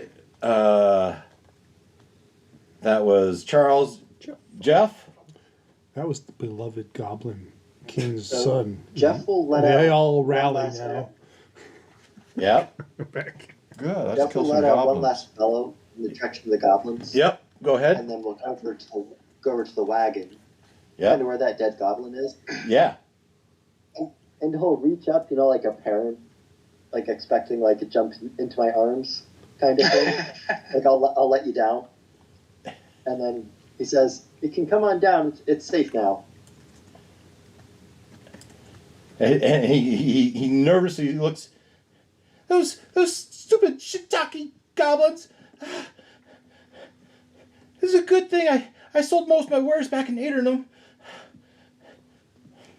And old number 1 donkey seems to be okay as he starts to climb down, but it's not his turn yet. All right, Belinda, what do you do? Does he jump into my arms? We'll see what he does. Yeah. Okay. Okay. Belinda. Yeah, so is that the 2 goblins next to the cart? Are those ones They're dead? This one's dead. This one's dead, and this one's dead. 3 dead ones. The rest of them seem to be retreating.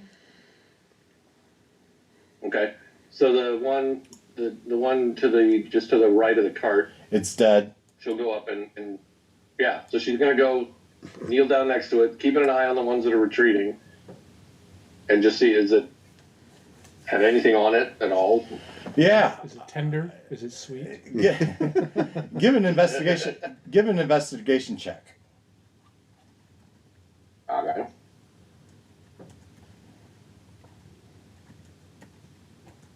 Oh, refreshing. Hang on. What do the tenderloins look like? Usually they're kind of skinny, kind of lean. Goblins aren't. So as he does that, Jeff, Says give investigation. investigation for you. Jeff, I want you to do a charisma check. Persuasion, perhaps. Persuasion. 4. Which I think is heading. Yeah. I think you should use all your luck right now. Belinda, what'd you roll? I think A 10. A 10. Yeah, that's enough. And the stuff that's on, he's not wearing much more than a loincloth here, and maybe a necklace of stones. But he does around his waistband. He does have a small bag, and I would assume you open that bag. Sure. Yeah, and you see an assortment of dried mushrooms in a variety of sizes. Amongst them, shiitakes. And Well, and Belinda's a butcher, and she's also got cooking skills, so she would recognize if these are something good for food. Well, definitely. These do seem like. So I could make you roll, but I'm just going to give it to you. These seem like they would be edible mushrooms. Nice. All right, moving on to what would. She'll keep them. Yeah. The rest of the goblins, that they move and dash and are running away. The only caveat to that, I would say, is that these two, first run up to this dead one and check on it, and their eyes sadden. They look at you and they're shaking their before they start to drag him, but realize he's too heavy before they dash away also. Okay, if I didn't dash them enough, I'm saying they are no longer in battle. All right, unless you have some long range thing, they're ducking and weaving.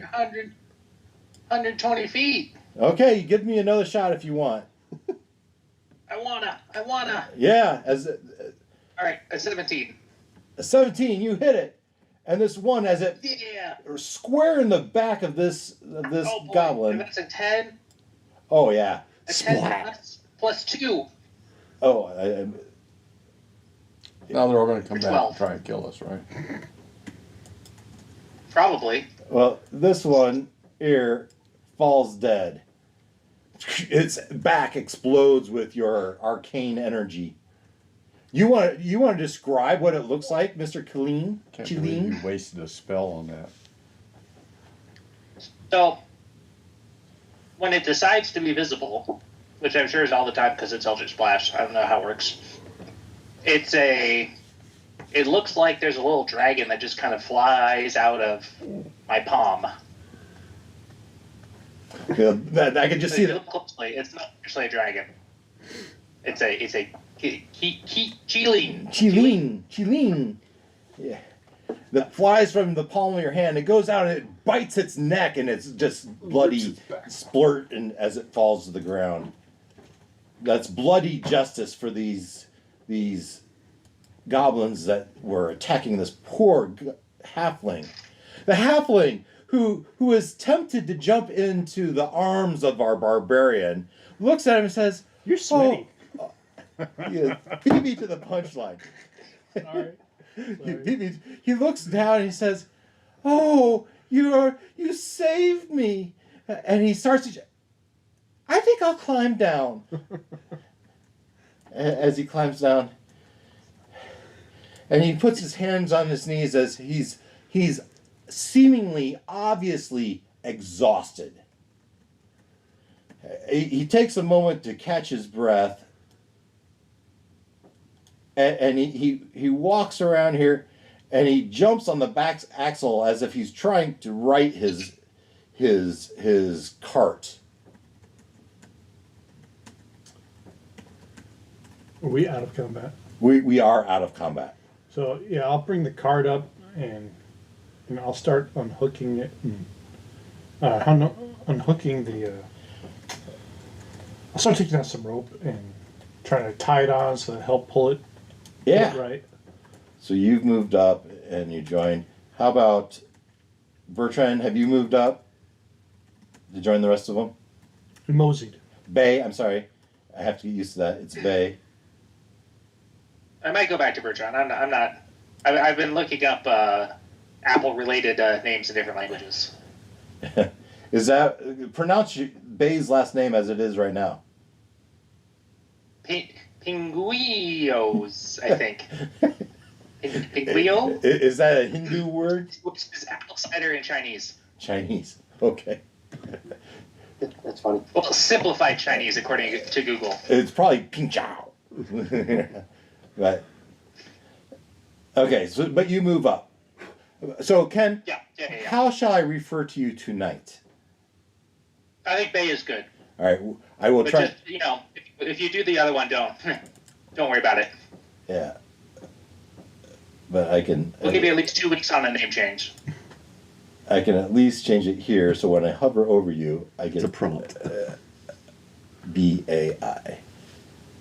Maybe. Wrong keyboard. BB. Shift BAI. All right. Update token. Close. So, Bay, thank you.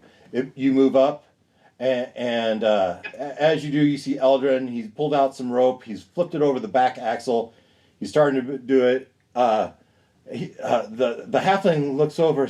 Oh, thank you. As the rest of you help him flip his upright cart to straighten it out. Yes. Sure. Might as well. Yeah, you help him straighten it. I don't have another image for the straightened cart. And he looks, and he says, "Well, like I said, this must be my lucky day for you guys to come up on me like this. You can have whatever you want out of my cart as your payment for your heroic actions." And you might look in the back of his cart, but it is all common goods. There's grains, some spices, housewares, shovels. He just came from a farming town, right? And as you poke around it, he says, "Well, I can see that you are of discerning tastes, and I cannot let this heroic action go unpaid." And he sighs heavily and says, and he goes and he pulls out a wrapped, something wrapped. It's about the size of that owlbear. So, and he unwraps it from a piece of blanket. A box, pulls out of the box a piece of blanket, and he says, "For saving my life, for saving Pipkin, come on, get the right word. Pipkin Swiftfoot's life and old number one's life." With a deep breath, he says, "I'm going to give you my lucky charm." And he pulls out a wooden statue of looks like a common woodland creature. And I know what you're saying. Maybe old Pipkin didn't have such good luck as he was attacked by goblins. It's a fair point, but I might let you know, you doubters, that you guys saved me. And old Pipkin would have been goner for sure. And number one would have been a work mule for those nasty old shiitake goblins. If you hadn't come up, and I just had a wonderful day selling my wares at Old Adernham. So, he sighs. Who would like my Persephone, my lucky charm? RT will step forward and say, "Pipkin, my friend, this is a most generous gift, and I gladly accept it on behalf of our team. And certainly, you are correct. You mean Princess Daphne's protectorate? We're covert. We're We not sharing are- our We name. shouldn't take his We are lucky charm. You're right. You probably should. That image is wonderful, Glenn. Thank you. We gladly accept this generous gift of good luck and good fortune. And you're most certainly welcome. And in exchange, I mean, this is a very generous gift. This is clearly a very lucky item. Might I offer you, and RT will pull most deftly from his own pouch a small vial of pink shimmering liquid, and with a cork in it, and he'll say, this is only reasonable to exchange. This will give you some energy. I can see you're exhausted from this battle, so please accept this as a small token. I mean, this gift of luck is just too great. And he'll hand him the vial. What was your name? RT? Yes. RT, thank you. Should I drink it now? That's up to you. Perhaps give yourself a chance to recover so that when you take it, you'll feel even better. Perhaps I will have it with my evening meal. I think that's an excellent plan. And he with his cart righted and his donkey hooked back, and he says, "Thank you again, and may Persephone bring you as much luck as she brought me, us meaning him, and His dog. his donkey." And he says, "Old number one, no whip. He on then," and he goes, "Yeah," and they start to creep away. "Bye, friends." So long, Pipkin. And he pulls away. As we walk back, Jeff will say, I feel like we need to look at this thing here. Very suspicious. Yeah, but what? or stand around or whatever. Jeff will say, "You guys can keep Persephone. 'Cause I don't need luck as long as I have these pecs. Real bounces." Bounce, bounce, bounce, bounce. And Obstacles will just bounce off my pectorals.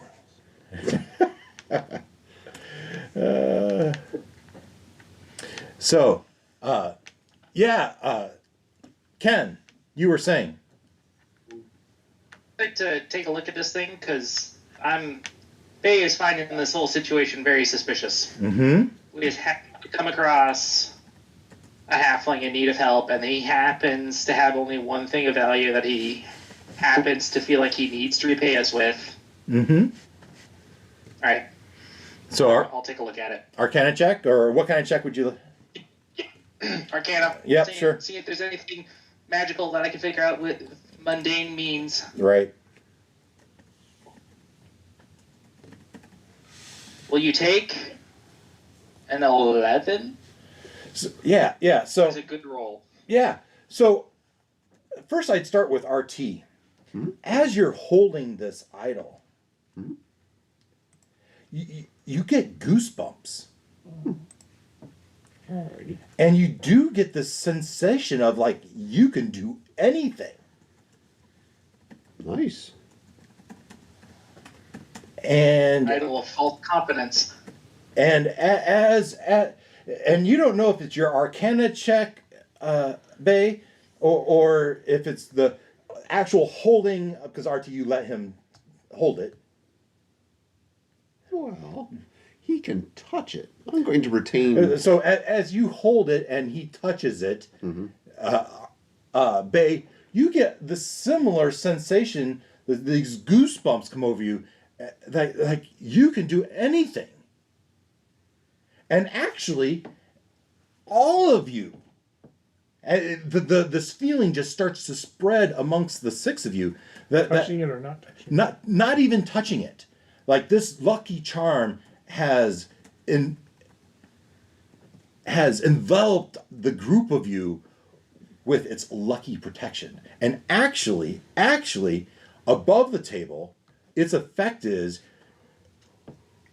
each of the possessor's companions gets one reroll of any die. Nice. How many times? Jeff doesn't feel any different. One because he reroll. already knows he can do anything. One reroll of any die. Forever or each day? Right now, you feel like, for the foreseeable future, you will have one reroll of any die. Alright. And sorry, can you guys hear me now? Yes. Yep. Yep. Okay, my sound was glitching. I was just going to suggest, since the barbarian did most of the scaring off, maybe he should get to hang on to it. Barbarian doesn't need any extra luck. Barbarian He's got my pet. doesn't want it. Okay. He Okay. he actively turned it down. Okay. So we're back on the cart, right? We have Eldrin and Art and Jeff, the barbarian, driving the cart, and you're making your way into Atrium. as you They would like to take a sleep if possible. you'd like to take a short rest. Is that what you're saying? Yeah, while the card's going. I mean, I feel like he's not needed. Yeah. Just rest and relax. You rest and relax, but you're not you're too close to the town to get a short rest. Darn. Worth a try. So, as you get closer to town, you're probably not more than a mile. You can see the town off in the distance. The sun is shining. It's a pleasant day, and in the distance, you hear a bell toll. 12 tolls exactly, as the gongs are notifying of midday. In a field, as you draw closer, in a field, you see a cow under a tree, munching on apples. Apples, says Bay. Yeah. Bay. Do these apples look unique in any way? They look like they're... You, an aficionado of apples, know that these are quite sweet and tasty, and you can completely understand why the cow is hanging out there and munching on these apples. Should see if we can find some of those. Those would make good cider. Do you tell them to stop? No, we'll see if we find a merchant. We'll buy some. Oh, well, yeah, quite likely. I mean, they're right here on the tree. There's quite likely the merchant would have these apples for sale, I'm sure. Just go pick your own, lazy bug. Yeah, I don't want to steal someone's apples. That's a bad taste amongst the apple trade. I mean, you're approaching, you do see fields off to the side, right? And it is absolutely farming. I mean, you would know from the contract that the troll, giant, ogre, whatever he is interrupting their commerce, and they're trying to sell and it's a nice summer day, and their crops are starting to come in, right? The apples are just now starting to turn to be, they're just on the early side of being perfect, right? And so, Bay, though, you say you don't want to steal their apples, so you keep going into town. And as you come into town, and we can bring up the map of Aternum. I use activate. And so down here, you are approaching town, and there's trees. Call it a forest might be a strong word, but there is definitely trees around. These are not apple trees. These are just large variety of trees. As you come into town, you hear off to the north and east the sounds of hammering and men working outside. As you approach even further, this house here, you see two boys. And I got a picture of this one. Oh, I have a picture of the cow too, I can show you. Cute little cow under a tree. Moo, moo, moo, bell around his neck. And then, but as you come into... It's a good cow. As you come into town, you see boys. Where two boys? There they are. Two boys in a pie. As you come into town, you see these two boys sneaking up on this house, a pie in the window, and they snatch one, and they run off.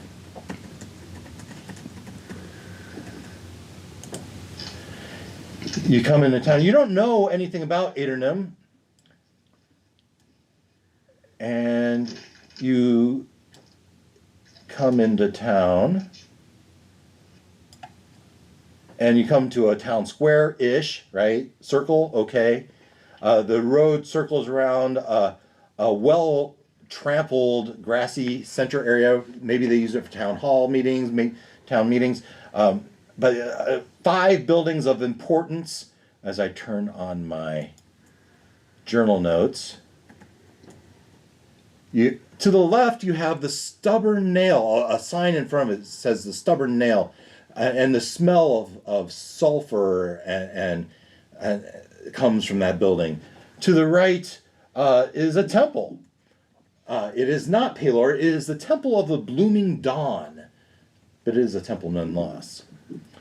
Up here, you would have a general store. They are likely the ones that would have bought anything from Pipkin.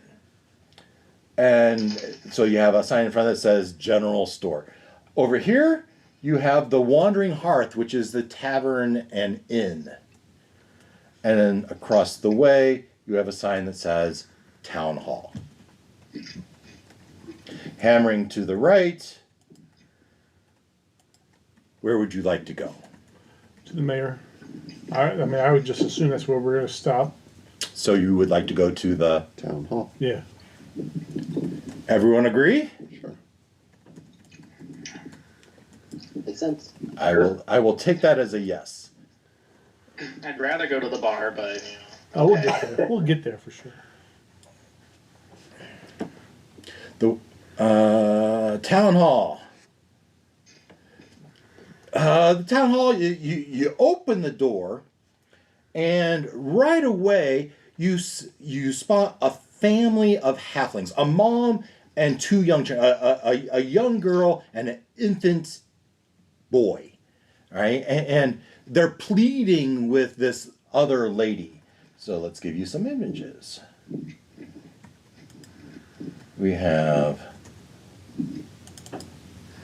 There is the halfling, and she's wearing farmer's clothes, right? And they have this look of desperation as they're pleading, please, you need someone to go get Mabel back from those shit talky goblins. I just know they took Mabel. You hear this, and then there's a woman of more composure. It says, now Anya, what would the goblins need with your Mabel? I don't know. Mabel's gone, and I just know they took her.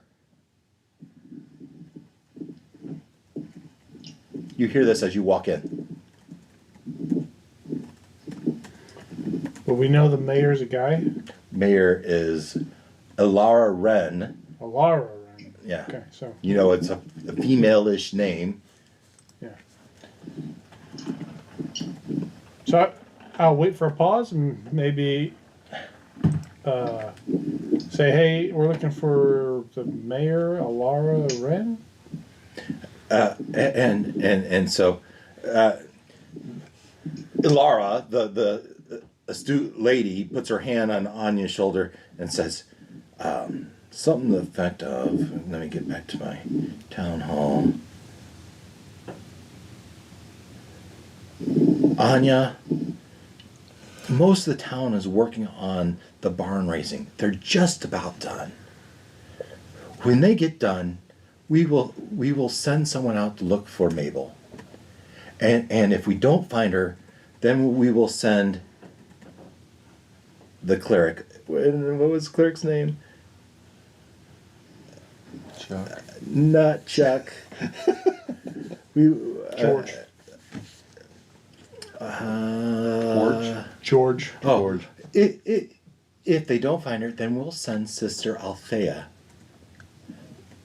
as an emissary to check to see if the goblins have seen your Mabel. We got an emissary for him. All right, and so she's crying. She turns around. She looks at you, and she starts to walk off. So who's Mabel? And so it says poor Green Thumbs, it's their prize cow. They're milking cow. Couldn't have been the one eating apples, would it? Have you seen a cow?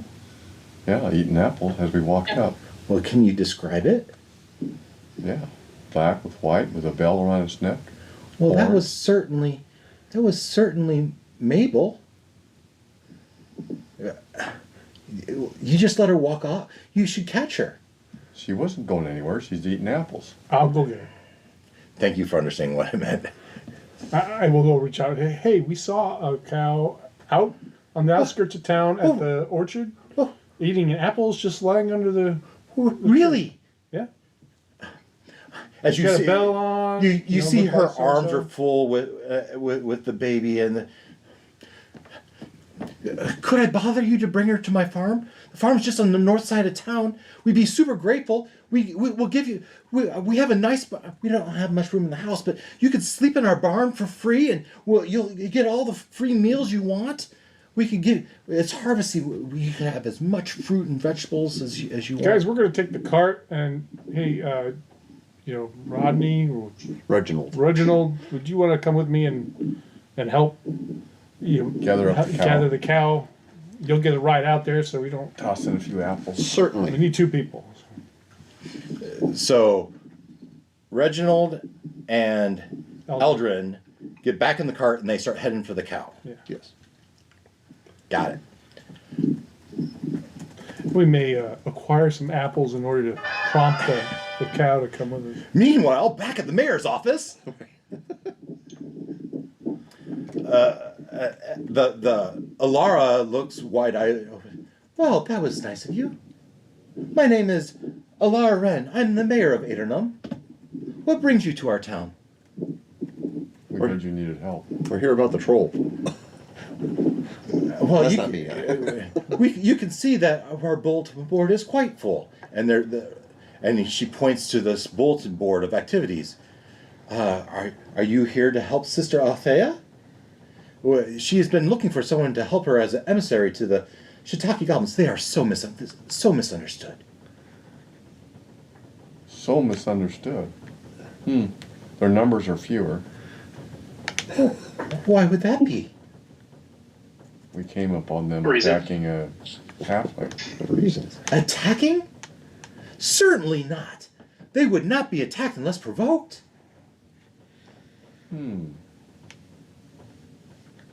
Interesting. Are the goblins in the room with us right now? No goblin. Oh, she looks over at you and says, "No, those goblins, they're very skittish. They don't like being around humans too much. They generally keep to themselves and would only bother someone if provoked. There's no goblins here in town. You would be hard pressed to catch one. Sister Althea, though, has been trying to make peace with these goblins." Why do you need to make peace with something if that's not attacking you? Well, first of all, they have the most wonderful mushrooms. And some of them, they say they have magical properties. Oh. I guess that would be a reason why All right. goblin might attack is if someone were to have stolen their mushrooms. How close did we Yeah, look we didn't inside search this through the wagon? guy's cart very well. Yeah. Anyway, we're here because we heard you were having trouble with a troll keeping you from using your bridge. Well, so yes, that bestial menace has blocked off the bridge, and anyone that approaches is charged exorbitant rates to come into town, things that people can't possibly pay. So yes, the town has come together and put to this reward of 500 gold pieces if you and your companions were to liberate the bridge and ensure the safety of those coming across. Yes, certainly. We're just a town of farmers. So the bridge or Haven's Crossing, as it's called, Haven's Crossing, over. Now it is a bridge over the treacherous river, and I will remember it once I bring up my notes.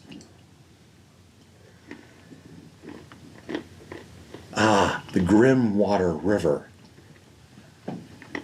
The bridge over the Haven's Crossing, which is quite the haven for crossing this treacherous river, but this bestial menace, they call him Tolger.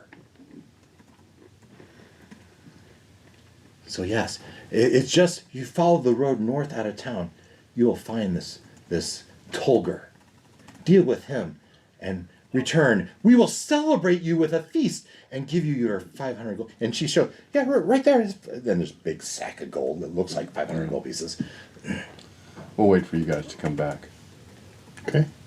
All right. The farm is also in the direction of the. That was a too quick of a. It just so happens that the Green Thumb Farm is right there, on the road that leads out of town. Awesome. Should we split the party up and let those guys go get that little cow? They already have. Yeah. Yeah. So you guys rode out of town, but when you get to the apple tree, Cows go. it's not there. The apple tree? The cow. The apple tree is missing. Cow's still standing there. I mean, that would be more suspicious than the cat missing. The apple tree is missing, but the cow is still there. Well, then So- we're good. I have animal handling. I don't know if this would qualify for tracking purposes. Yeah. So as you get to the tree, the tree is a couple 100 feet off the road, right? Easy. You saw it there easily enough, but I mean, this is rough on the horses and the wagon. The wagon. You disembark the wagon. These horses are trained well enough; they don't go anywhere. The two of you hop off, and sure enough, you can see that there's it's easy tracking through the tall wheat or summer grass, as it were. You can see the tramplings, maybe a cow pie here and there, right? As it leads to a edge of a forest. Oh, great. Goes into the forest. Well, I mean, you're tracking it, right? And you continue to follow this cow path, the path that it's leading to the edge of the forest. And as you get closer, you perhaps smell before you see it the carcass, a bloody carcass of the cow.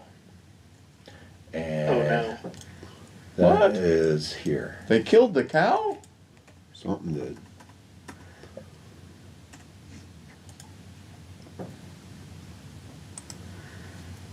And we have RT.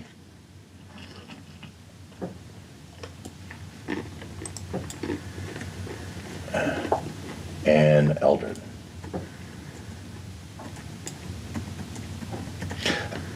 So I don't know. I'll put you back here as you notice the cow as it was 30 feet ish, right? Ah, my FPS is doubled to 12. I would say, hey, let's be careful here.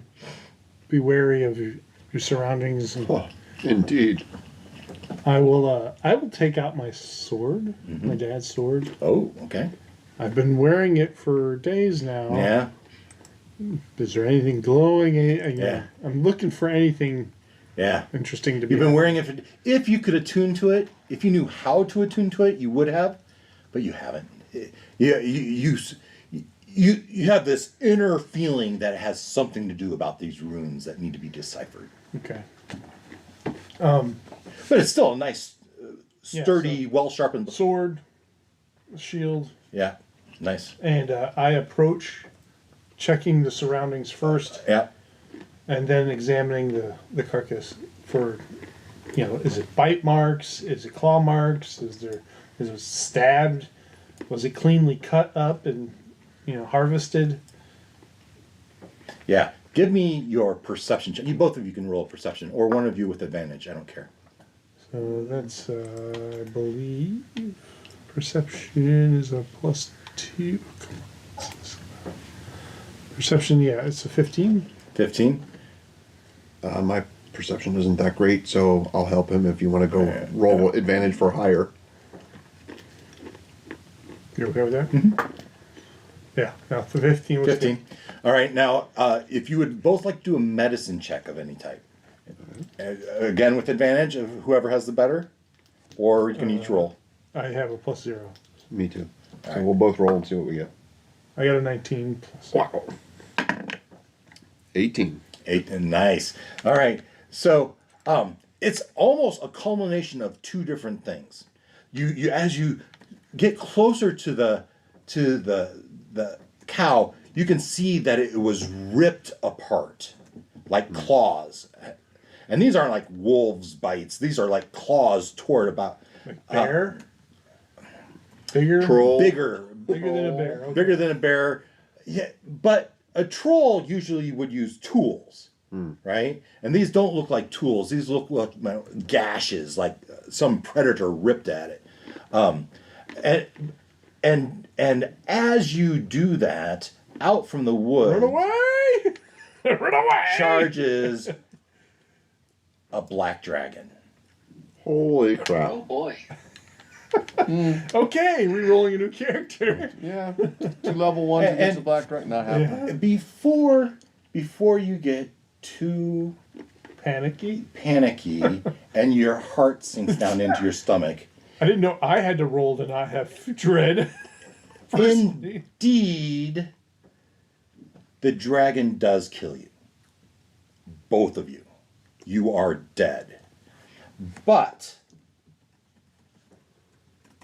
Sorry. this song starts to play in your head.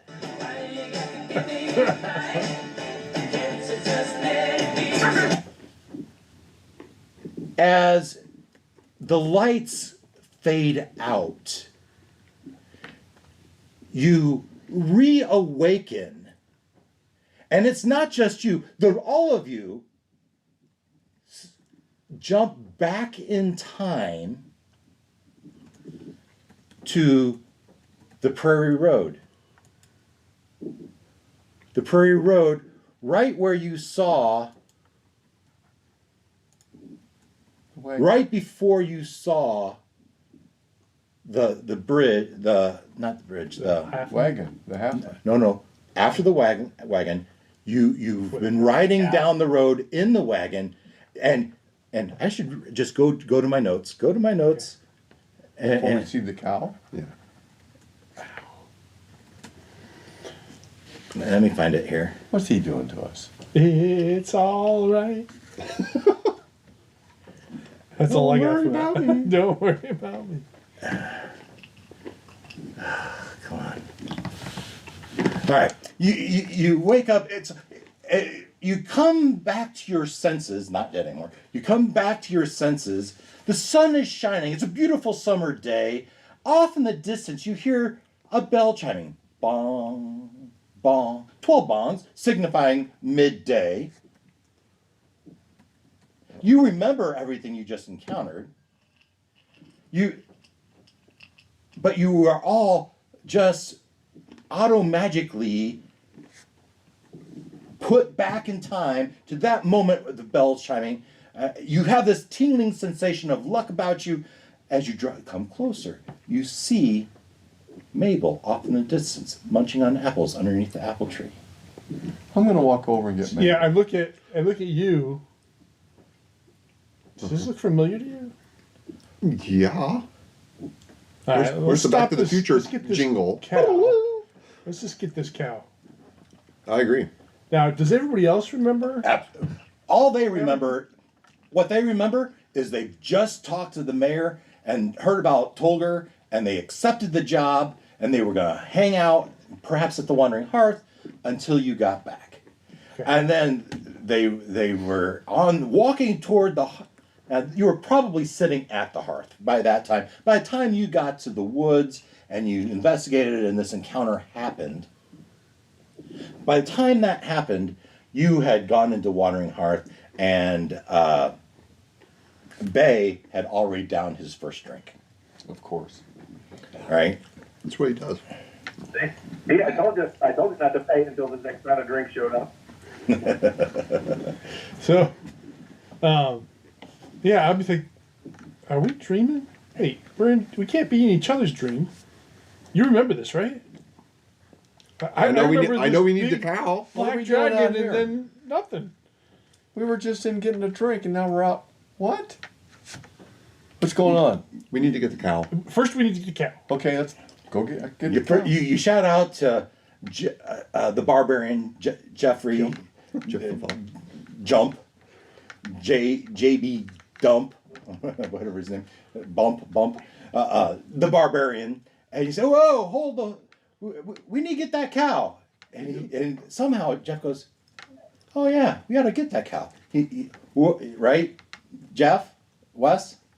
Yep. Yeah. Yeah. So whoa, you hold up the horses. One of you runs out to the. You grab him by. He probably even has a little leash that's probably broken, right? The whatever tether. Harness. It's more of a leash, whatever. Collar. It's got a collar at least. And you lead it to the back of the wagon, and you come into town. Now, do you guys tell us about the Black Dragon? Oh yeah. I mean, I tell you what, this cow was just ripped apart by a black dragon, which then promptly ripped us apart. And then we all went back Just in over time. there. And I point to where. And not even a mile Yeah. away is So I'm the. wondering if the Black Dragon is real.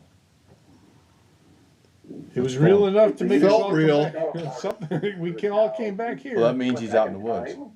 Hold on, Glenn, go ahead. I'm just clarifying with these guys. So we didn't just zap over here. We went back in time too? We reset in time. Seemingly, but you remember what you remember, right? So, as any of you, as the two of you passed, lights out for all of you. We reset to the ringing of the bell. You're coming into town. You have the cow. You took the time. You went and got the cow.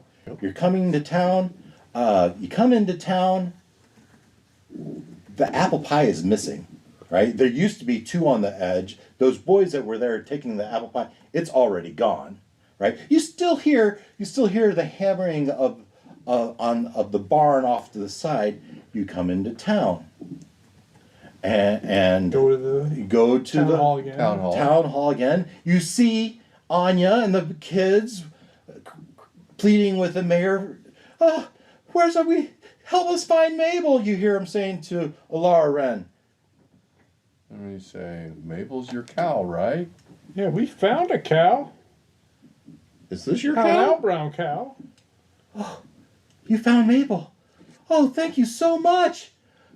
We don't have much, but we have a barn that's comfortable if you're staying for a while, or we can give you all the fruits and vegetables that you could possibly want, fresh home meals as long as you're here.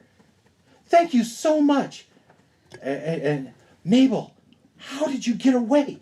And thank you.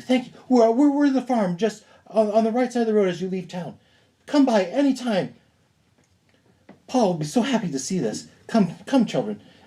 And she lifts up the young girl and puts on the back of Mabel, and holding the baby boy in one hand and leads her away. And Laura was, well, awful lucky you guys came through at the time you did. Have you been having interesting, horrible things happening around? Some really bad deja vu. It's really bad deja vu. Insight check. Do you mean really bad deja vu? Insight check. So we're asking a serious question, and She's pausing, and her eyes roll up and left. Yeah. So that is a 14 plus 0. Yeah. So, she has an elongated pause and says, I don't know about bad luck. I mean, you just found this cow. That's good luck, right? Nothing dangerous like dragon. Well, you know that troll is here. I'll mention dragons. I won't mention the color. I'll just mention. Have you seen anything like a dragon? Oh, what? I know. We haven't seen one, but we've heard of one. I have not seen a dragon. Interesting. Okay. Well, that's To be fair, you guys didn't see much of it either. It came out of the woods and attacked you. it's the last thing we saw. I'm pretty sure I remember it. Yeah, that's off the table. But it was well hidden amongst the woods that were We there. had just a moment to. So, yeah, go ahead. Madam Mayor, have you been experiencing deja vu or seeing any dragons? I can't say that I personally haven't had any deja vu. Again, with your 14, you feel unsettled about this, right? Yeah, she knows something. There's Madam Mayor, have you been having any deja vu or seen any dragons? No, she puts on her head. Didn't you just say that? No. What? Well, then I suppose I have then. Nice, Glenn. So, Yeah. what brings you nice folks to town? You. Oh, really? You've come to see me? Yep. We've come to see you about the troll. Understand there's a pretty hefty reward if we dispatch it. Well, yes, the town has all gathered their funds, and we're willing to pay 500 gold pieces for the liberation of our bridge, Haven's Crossing. It's over that treacherous river, and it's just stopped all commerce. We have all this great food and vegetable farmers market stuff that we can't get out because of that darn troll On Haven's Bridge. on Haven's Bridge. How did you know that? So you're familiar. A little bit. A little bit. I think we've heard of it before. Get out of here before something happens. I can't quite remember the river, but it's like Grimworm's River or something like that. Grim water. Grim water. And it's grim. I heard it's pretty treacherous. And yeah. So, please, we would love for you to take care of this problem for us. I want to get out of here. I think we gotta go forward to go back. That's what I'm saying. Literally. I'm not going to the inn. I'm going out. And as you are going out, you see this stout dwarf running toward the mayor. Help! Help! There's been an accident! Okay. Sorry. And Mayor sees you guys kind of loading up and pulling away. And he goes, why, Mama Rosaline, whatever has happened? And he says, the barn has collapsed. Dun, dun, dun. That's a bummer. All right, well, I think we need to go help. It's an emergency. Sure. What do you say, boss? Jump Talking to you, a file. yeah, Mr. Jadump. Yeah, let's go. What are we calling this guy? Jump? I'm gonna call him Mac Daddy. I think Mac because he Daddy. jumps. You know Jumps. And who died and made him the boss? He's the boss. Across his pecs, he'll tattoo Mac and Daddy as his pecs jump. That's for after the adventure. Mac Daddy, make it He's jump, the jump. Queen's Guard. He's the one. All right, well, I'm gonna he take my recruited cue. all of us. We gotta and go. So yeah. There's no time to spare. These guys could be, Yep. Let's go. Go. crushed under here. So We go running. You go. You do you take the cart or do you? No. You move and dash and move and dash and you run and you get. And indeed, this huge barn looks beautiful, except for across the top, the top of the roof line has collapsed inward. I will take the cart. Just The rest of us my will run. it's got my horse. Yeah. Jethro, So on it. everyone else runs forward. Eldrin, you're coming. You're bringing up the rear on the cart. Yep. As a matter of fact, the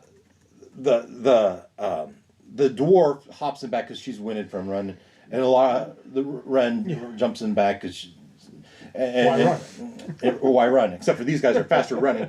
You guys run up there, and the hammering is stopped, of course, and and they say, there's men under that pile.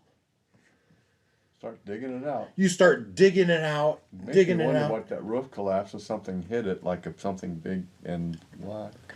It takes you most of the afternoon to clearing away enough rubble to finally get in there, and you find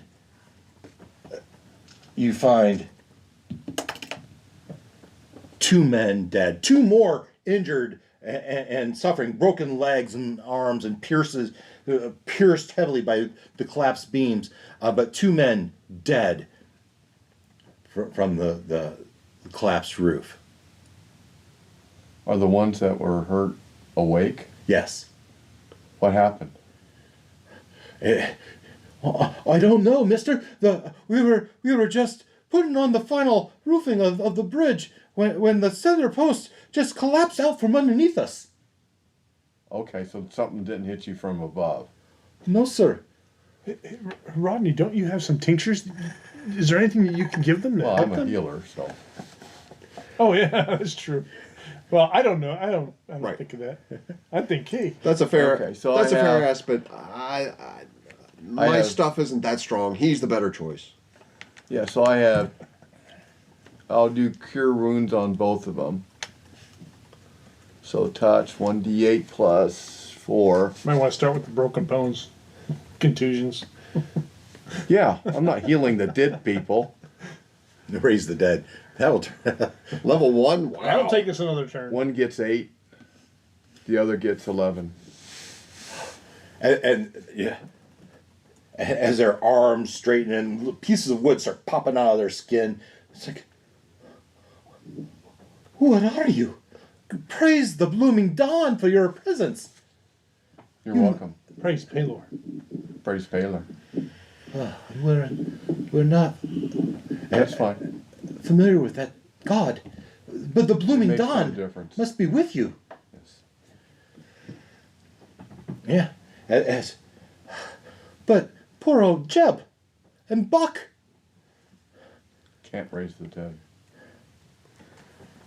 And you can tell their countenance just, they're happy to be saved, but their friends have perished. Yeah.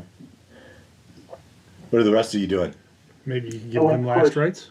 You could find the What? black Maybe you dragon could give them again, last rites? And then maybe we could, I Or some sort of suppose. blast blessing. Glenn, go ahead. I said we just gotta find the black dragon and have him eat you again, and then we'll go back in time and we can fix this. Been there, did that. You try it. You try it. Yeah, you go do that. I will lean into Rodney and say, hey, at least this tells us that, you know, that Jeb and Buck guy dying doesn't mean anyone dies and it resets. It could be just us. Could be.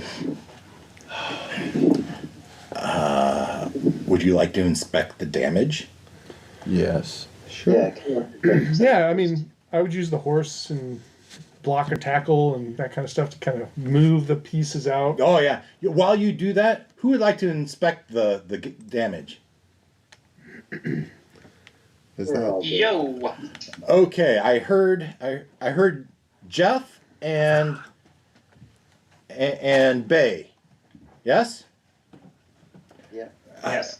You go inspect the damage, and you come to what would be the primary beam. I'm not an architect. The main beam that would go across, and as you do, as you're poking at it, you see that it was somewhat hollow. Hollow. They put a hollow beam as their main support. Well, it was hollowed out. It had a fairly stout exterior, but the interior had been hollowed out. When it collapsed, it exposed that that beam that looked sturdy had been hollowed out. It would seem Where did someone the beam come from? sabotaged. I want to hear Like it's been sabotaged, or like it rotted out. that. Well, would you like to investigate further? How would you like to investigate? There's going to have to be roles involved. Not you. You've I'll already use done yours. my fancy light cantrip. Let them do Some it. light in there, so I can look around and see if there's any indication of mold, Yeah. or if it looks like just way too clean of cuts. Yeah, so you conjure up one of your little chileen, and it's glowing, and it starts to crawl in there when a swarm of rot grubs envelop your head and invade your eyes and your ears. and you're pawing at your face, the damage is too great as you pass from the immediate damage.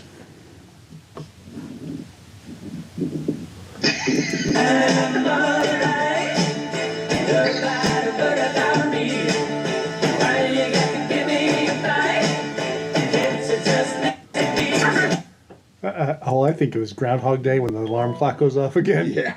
So the group of you, as the lights dim, light rises.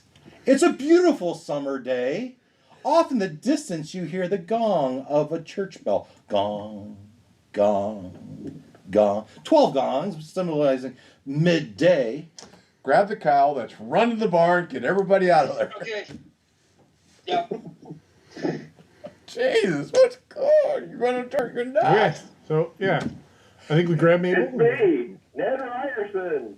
Yeah, Two of you, Ned Ryerson. somebody grab the cow, the rest of us, somebody run up to the barn and get everyone out of the barn. Yeah, I think we stopped there first. Yes. Bringing Mabel up behind us. Well, we don't have to Describe take the it time. more Yeah, specifically we're, to we're, me. we're splitting up, right? No, I don't think we need to split up. We need to get to the barn. The barn's going to collapse right away. The best chance we have Let's is to stop stay those together kids and not let doing us the pie. each other die. Right now, they seem to be in fantastic things that we keep dying. If we stop to get the cow, all of us stop to get the cow and take the cow with us. It may take too long. But it Somebody, didn't before. We spent like 5-10 minutes waiting for getting to the mayor. If we get Mabel quickly and then we go straight to the barn, tell them okay, to, let's to hurry hold up. up. Let's go. There's something unsafe, Right. Deliver the cow after. Right. Yeah, and what then- you're saying. and then Yeah. make them pause. Tell them to look at that beam. Be careful. We'll stay away from the beam because there's something in there that You can. might want to just burn it. I hate to tell you, but your new That's a good structure. idea. Just Yeah, not so that anyway, beam. Just take that beam out. Yeah. We may even cut across to get to the barn. Yeah. Yeah, make the most direct path to it. Well, let's take a look. Looks like there might be Yeah, just cut path right there. across Maybe there. there's a path Yeah, there. Maybe but not. not with the cart. All right, the cart. You're gonna have to Sure. ditch Well, the one cart. Maybe someone, we someone split can up keep then. going with the cart. You need to get to that barn. Sure. Right. But you do pause to get Mabel. Yes. Yes. Yes. If it's not enough time, we'll just do this again. Someone else can stick their head in the log. That's No one's sticking their head in that log. All right. So yeah, I'll take the cart to the mayor's. Tell her that there's about to be an impending problem at the You barn. do that. And then I'll head over to the barn. Obviously, a couple already people be who there. have already been there. Be more specific. About who or Who's going to the barn? Who's going to the barn first? I will. Glenn? Yeah, they will as well. Glenn and Bay run to the barn while the rest of you go to the mayor with Mabel in hand. Yes, as quickly as possible. So As much as Mabel will trot. Mabel, don't try. Right, you're going slow. Right, with the cow behind you, you're going slow. And you might have remembered last time when you got there, it wasn't much longer before. So the timeline is close, right? Yeah. That's So why I'm saying get to the barn. Bay and Belinda run up to the barn. They get dropped off. They cut across the town. They run to the hands on their knees, and they go to. They find that same dwarf lady, Mama. They called her Mama Rosaline Burlhide, Mama, and this is the same woman. And what do you do, guys? You gotta get everyone out. Use your pecs, Jack. I mean, Unsafe. You know, we can't explain why, but we know this is unsafe. We need to get everybody away from the barn. She looks like, you're crazy. They're about done. They're putting on the last sheets of roofing now. Yes, you need to get everyone off the roof. How close are we to the roof? Well, it's a 2-story barn. It's probably 30 feet to the lower roof line, probably 40 feet to the peak. I'm making this up. I'm not architecture. I'm making stuff up. It's that high. the barn doors are open. People are coming in and out of there. And there's probably 20, 30 people around the barn. There's probably a handful on top of it. And Rosalind, why should I believe you? What in the world are you saying? What? She's not having it. You can do a persuasion check. Each of you can do a persuasion check, but this is going to be hard.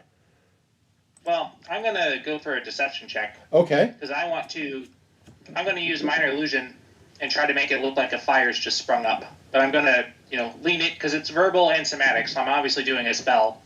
So I'm going to make it seem like I'm setting it on fire. You're going to make it look like you are setting it on fire? Yeah, that'll get people out. Okay. So do your deception check. And I guess if I catch on to what he's doing, I'll try to sell it too. So. Okay. 13. And so 14. And people are looking at you weird, and they see the fire, and Belinda's saying, "Look, what? How are you helping him? Give me what's going?" He's gone crazy. Everybody off. Everybody out. Get off the roof. And so they look at you, and they look at the fire, and a handful of people on the ground. They grab blankets and they jump on the fire. And they look at you, and the people on the roof are standing up, looking at you, and it's like, what the heck are you doing?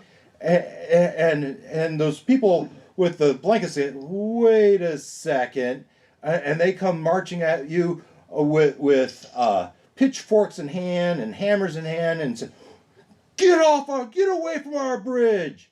We'll have none of that witchcraft here. That was a barn. It's a barn. Yeah, that's fine. That's what I meant. You want That to didn't work mess out. with your flow. Yeah. Jeff, just use your pecs and make him leave. He's not there. We got. It's Bay and Belinda. Yeah. Oh, man. You guys are going through the other. Avenue. Okay. Thought Jeff was there.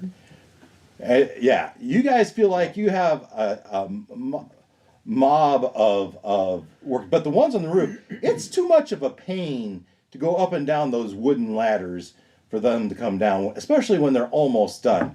But the other 30-ish people are angry mob coming at you. And Mama goes, Rosaline crossed her hands.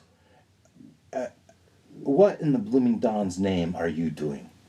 I suggest you hightail it to the mayor's office. Otherwise, this angry mob is going to lynch you. It's gonna collapse. It's rotting. There's on the no inside. evidence of it collapse. This is built by the strongest lumber you could buy at Acme Lumber Yards. Tell him the grubs are eating it. There you go. Yeah, go take a look at your center beam there that's holding the roof up. And she marches in. I will do just that. But in the meanwhile, you best hightail it out of here. Hey, And she marches into the middle of that barn. I'm not there. All right, bye. Let's go. We try. And as you're about to get to the mayor's office, you hear.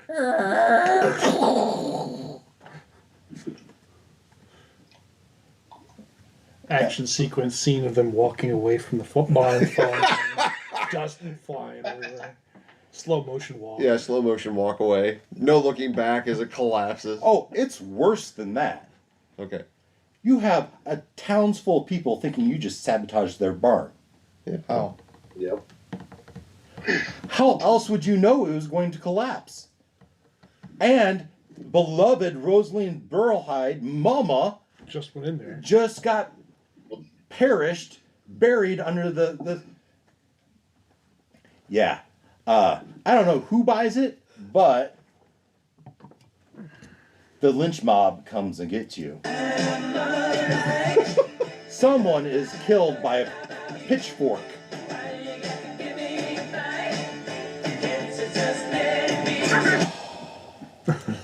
And we arrive. As you awake, you hear the clanging of a bell. Bong, bong, bong. 3 weeks. It's a beautiful sunny day. Ow. As you approach Utterman. All right. We tried Okay. to talk them into stopping work on the barn, and it didn't work. So I don't know. We have to go like grab the people off the roof. I don't know how else. Maybe we just start threatening them, saying, you know, get off the barn or we'll murder everyone in town. Maybe you march in there and expose the beam. Right. Maybe you yell fire at the mayor's house and everybody runs, or town hall. Man, there's a fire at the town hall. Now everybody runs to the town hall and they all leave the. That's not a bad idea. And then you can Yeah. I try to immediately went explain to try it. to put off the fake fire I set on the barn last time. Yeah. Yeah, I mean the fire idea. Did we actually set fire this time? No, no, Mine would no. No. To a tree near the town hall. I was thinking we just set town hall on fire. Who has the highest No, with charisma? like the tree next to it. I do. So the smoke's coming. I from don't the right know. place. You might. So, as I you're. would think the bard. You got to convince them to. Yeah, I like the fire idea. Fire at the town hall. See if they can all leave to go. And they I mean- need high charisma to persuade them. Do you bother with the cow? Yes, we're taking the cow. Maybe not. Somebody's taking. We're trying the to cow. build Not this time. rapport, Let's- right? Yeah. We have the opportunity. I shouldn't say we're trying. We have the opportunity to build rapport with these people. Not that we need it. We're already here to Yeah, fight a well. troll for them. Yeah. But it would enhance our cause. It might also build rapport to get information about Mordroc or his brother or his sister or whoever. Right? I mean, that is the end game here. We don't know. Maybe he passed through here on his way to wherever. Yeah. What's causing this? Above every- the table, I'm sure Mordroc Every time was one of us already dies, on we this. go back to that point. Mordroc, this is total something a evil wizard would do. Perhaps it's the power of the lucky beaver. I mean, we are still in possession of the lucky beaver. Groundhog. There you Groundhog. go. Okay, well, he looked like a beaver. You Whatever. know, I use a gopher in that. Okay, Yeah. groundhog. All right, so the lucky groundhog, right? Yeah. Befitting of our recurring. Yeah. No, it's a distinct possibility. So, I mean, I don't disagree with you. It could be Mordroc, stalling us, right? Creating Stalling the us beaver. out, Yeah. putting us in a loop. He could have created the beaver, right? Do you think we just Groundhog. get rid of the beaver, or Groundhog. Groundhog. My bad. groundhog, or do we? So I used groundhog in the prompt I used to create this image. Oh, yeah, the tail's different. I got it. I'm on it. An adventure by. This is the next adventure I hope to publish someday. Got it. But tell me what you're doing. Do we just get rid of it? Do we have to destroy it? So You know one what? person get the cow. I'm all for One making person sure we. goes set fire next to town hall, and the rest of us go tell everybody to go put out the fire. Sounds good. I think next time though, Seems if, reasonable. if we have it next time, we leave the cow and see what happens. Because it's at this point, I think we're going to be doing this for a while. We might as well. I vote we have the pies at some point. Well, hold on. Do we think this has something to do with the groundhog? I'm suggesting that it could be, right? That it's Yeah. giving us So, it is this powerful luck that's letting us live, and giving us these recurring chances. But why doesn't it go back to when we got it? Yeah. Because you weren't attuned to it until then. The group of you attuned at it just when the bells were tolling. Okay. Before then, you hadn't So it- really yeah. attuned to it. Okay. As a group attuned. Would Right. any of us know that? Yeah, you don't. What is attunement? No, we don't. What is attunement, really? Yeah. At our level, Yeah. what is attunement? Yeah. Okay, fine. Right. But That was above he's- table. Yeah, above the table. He's just letting us know that's You're connecting why. some dots for us. Right. Okay, so the plan on the table per Belinda is we go one for the cow, one for the fire, and everybody else persuade the barn people to go tend to the town hall. And then the people who are at the barn address the beam. Perhaps. Yes. So I guess Maybe. I'll go set a fake fire. You know what? Go ahead. No fake fire.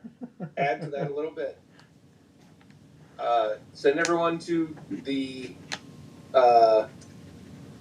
fire except the foreman lady,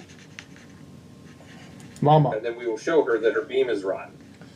Instead of a fire, make smoke over the townhouse so they see it and they'll come running. My problem with your illusion is it's supposed to be 5 foot square, right? Oh, yeah. Yeah. All right. That's fine for a barrel fire. It's not much for panic the town hall's on fire. Right. I mean, when the roof of the town hall's on fire, Sure. Or the tree next to it. or the tree next to the town hall.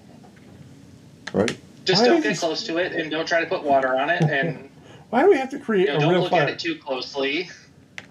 It's not a real fire. Oh, From a distance, illusion. look like it. He's going to say, you're saying it's illusion of a fire, right? Yeah. So you create a minor illusion of a 5 foot section of the tree next to the town hall is on fire. This Yep, is just this spontaneous up in flames. this is Well, if it's a this is Bay doing that activity. He creates the minor illusion. He runs in. He gets the mayor and says, "The tree's on fire," right? Town hall's at risk. At the same time, coming up behind him, who has the cow? We have Eldrin. Eldrin walking up slowly with the cow, coaxing it forward into town. That leaves the rest of you. The rest of you run up to the barn. Town hall's on fire. All right, this is being generous with your illusion. The smoke. Why don't the four of you give me a group? Each of you roll, and we'll see how you do a persuasion check. Not me. Not you, the people at the barn. Just, the Which people on is- top of the barn build would see the fire. More than likely. There's two houses. But ours are pretty tall. Yeah, but all these houses, the big houses are pretty tall. Go ahead. 24. 24. 11. Let's see, we have Jeff and Wes. They rolled in the window. You need to open up the window. Persuasion. Persuasion.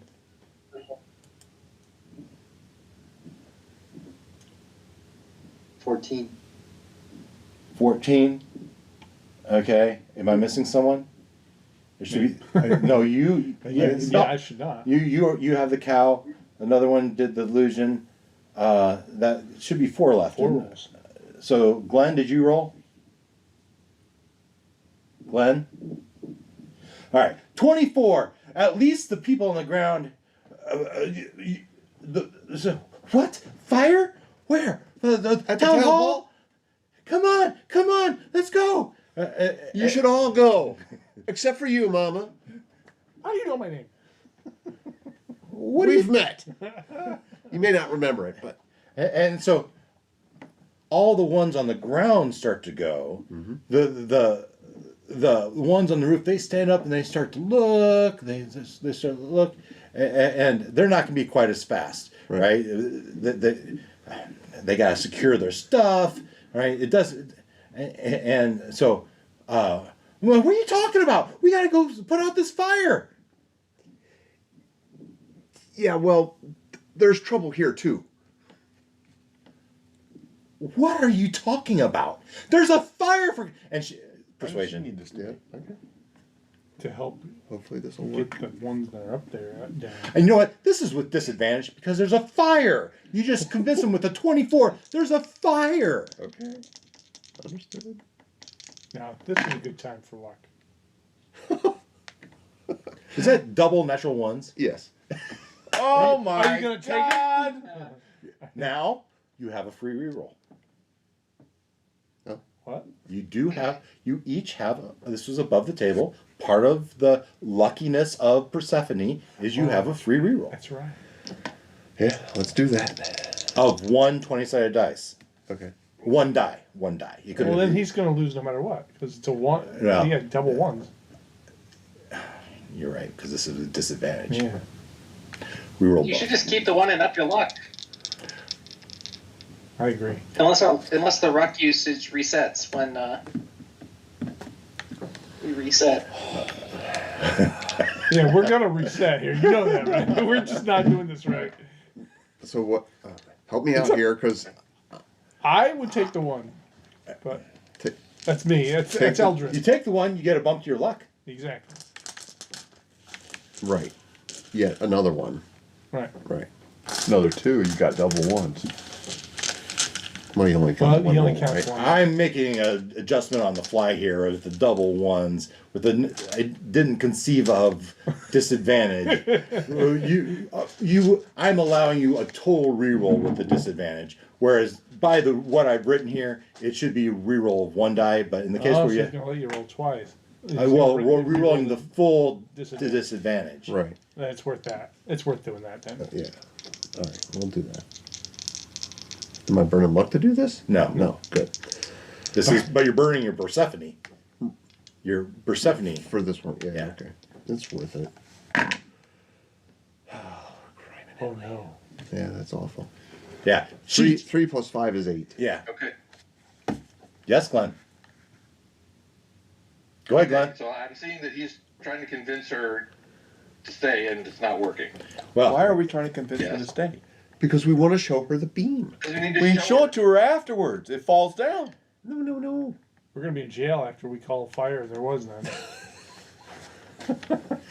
Glenn. If we're the only ones at the barn, we're going to get blamed for it. We're not staying at the barn. Yeah, but we can't have the people that are up high dying. This is your fault. Okay. All the time they're all crappy. Yeah. Is what it is. So, Belinda sees that it's not working. She's about to leave. Right. So she will go up and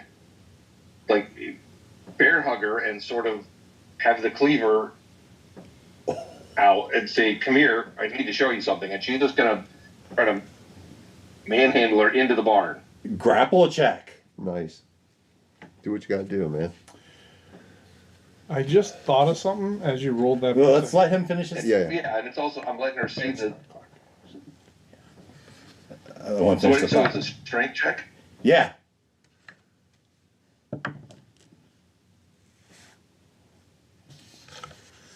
That was my strength. Okay. Now, Mama's a burly woman. I'm going to give her +2 strength. But go I've ahead. got a knife. Yes, you do. But you're using your strength to restrain her. You didn't say intimidation. You said you wanted to restrain her. So we're going to grapple her.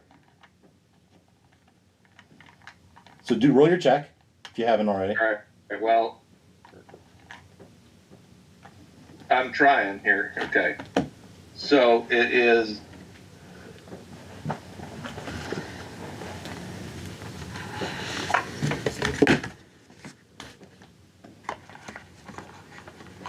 Wow. What do you roll? It's just taking forever because the app's so slow, I'm sure. For future reference, there are dice calculators you can put on your phone. Glenn, are you with us? Sure he's working on it. His sound was pretty spotty there. There. Oh, there he is. That's better. Everybody go over to my. Okay. With some luck, I got a 15. A 15. All right, so now I'm going to roll and see what she gets. Oh, no, not 2.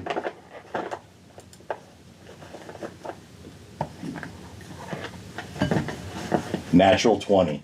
She knows the trick to break free of your arms and says, "Get your bloody hands off me!" And she starts making her way for the town hall. and that's where we'll end. However, as she runs off with the rest of them, you do have the 5 workers that are climbing down on 2 separate ladders. The good news is you have saved them. They're not going to die, right? Right. And perhaps without the weight up there, the barn won't even collapse. Maybe we'll save that for next week to see how lucky we are. Tune in next time. Yeah. Tune in next week on Dave's Imaginations presents the Ire of Mordroc, Persephone. And yes, so I wanted to write a adventure based off the movie inspired by the movie Groundhog's Day, right? Absolutely did. And for you youngins, if you haven't seen it, it's worth a watch. Bill Murray. It's awesome. Oh, it's a great movie. Yeah.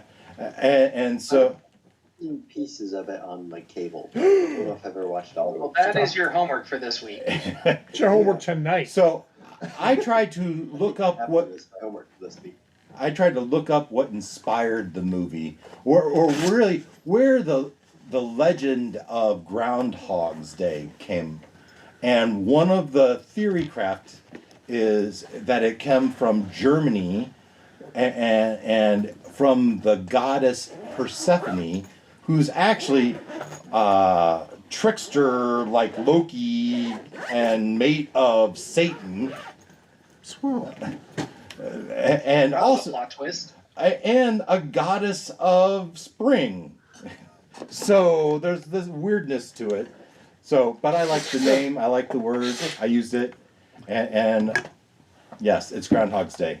But so figure out what you have to do to break the curse. But is it a curse? Because you're saving all these people. You're doing all these nice things. If you didn't have this and you came in, all these bad things could have happened without it.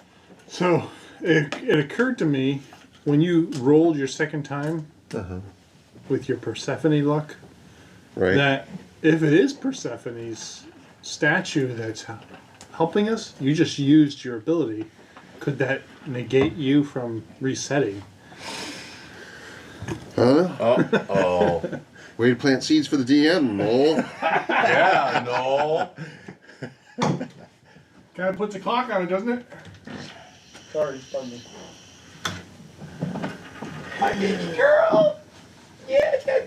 All right, guys, that's all for tonight. We'll see you next week, hopefully in person. Yep, hopefully. Oh, you're a little stinker. All right, good night, everyone. How's the missus? I hear good things from Patrick's posts, but Well, now scary things. yeah. The nursing home is saying that the insurance has notified them that she is imminently to be discharged. For some reason, they're going to stop the insurance. Okay. Well, but I thought she was making progress, and their next progress report's August 19th. And so I'm not sure what I'm going to do after that, because I can't afford for her to stay there month to month. Yeah. They told me that their monthly rate is $350 a day. A day. Yeah, sounds about right.